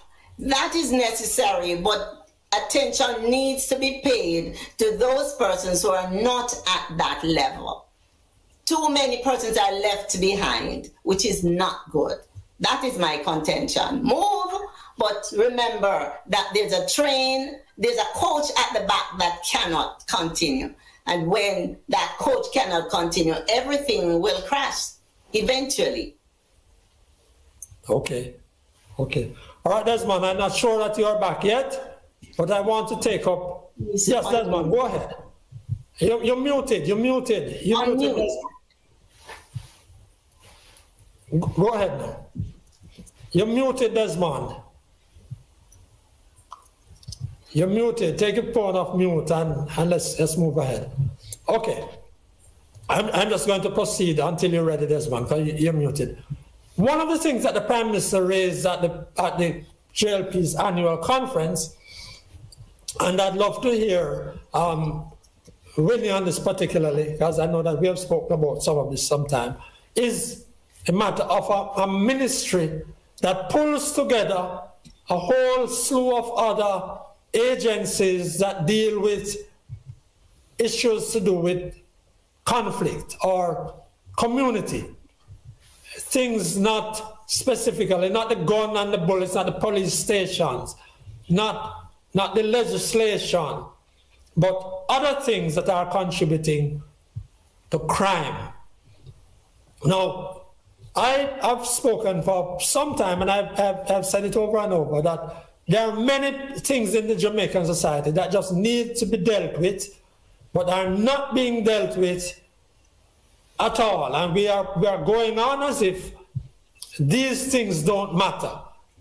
When we talk about the lawlessness, now we're not talking about the shooting and the crime, the violent crime in particular, but we're just talking about the lawlessness that exists right across the society. And if you check it, there are institutions, agencies, etc., that are supposed to be there to clear up, to make life better for people. But everybody can do as they like. We can reduce the country to chaka-chaka, and nothing happens. And therefore, it morphs, graduates into more serious crime, more serious criminality, and all the way up to the worst that you can get. And I see that every day. I'm glad the Prime Minister has come around to it. I know that there are several people who have said it's not necessarily the ministry creation that will do it. And I agree, it's not a creation of a ministry. And that alone won't necessarily deal with this monster, this awful crime that we have. But I commend the thinking that says that something else outside of the body cameras, outside of the guns of the police, outside of the fixing up of the police stations, outside of the vehicles that they need, something else needs to be dealt with, because this society is rotten at the core. Well, are you hearing me?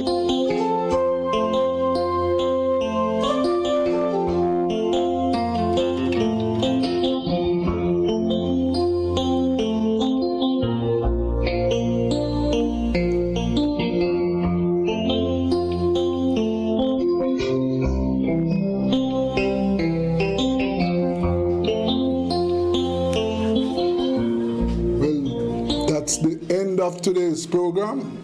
Yes. I would like to thank all my listeners and viewers. Special thanks to my technical operator.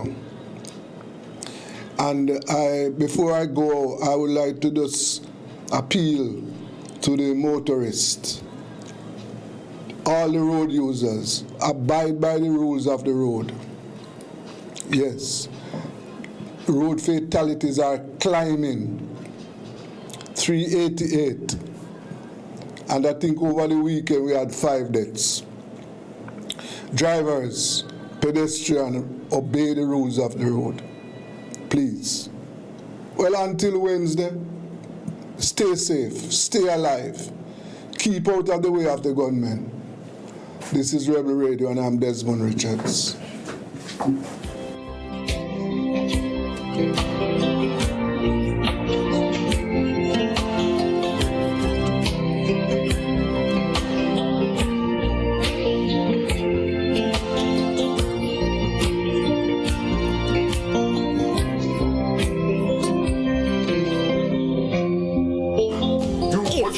Everybody sale at new budget supplies. Do-it-yourself professionals and contractors. This is the sale for you. Lumber, steel, dress and form ply, water tanks, pumps, PVC pipes and fittings, toilets, bathtubs, vanities and basins, windows, paint, doors, floor and wall tiles, insets and grout. Up to 20% off selected items. 195 Hagleyburg Road. Telephone 923-4560. New budget supplies. Always the best prices.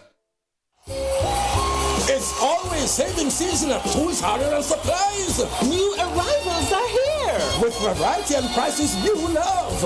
We have the best in porcelain and ceramic tiles, windows, doors, and much more. So what are you waiting for? When you think of tiles, think Tools. The one-stop for all your home finishes. So come visit us at 279 Spanish Town Road, 4 South Camp Road, 8 Red Hills Road, or online at toolsja.com. Tools! The Lion King of Hardware. JPS say you fi stay current. That's right. Update your cell phone number and email address with JPS and stay in the know on important details like account and system upgrades, emergency and maintenance notifications, usage and promotional info, and so much more. Use the My JPS mobile app, DM them online, or call to update your info today. And whatever you do, stay current. JPS takes the security of your data very seriously. Visit the JPS website at www.jpsco.com for more information. JPS, powering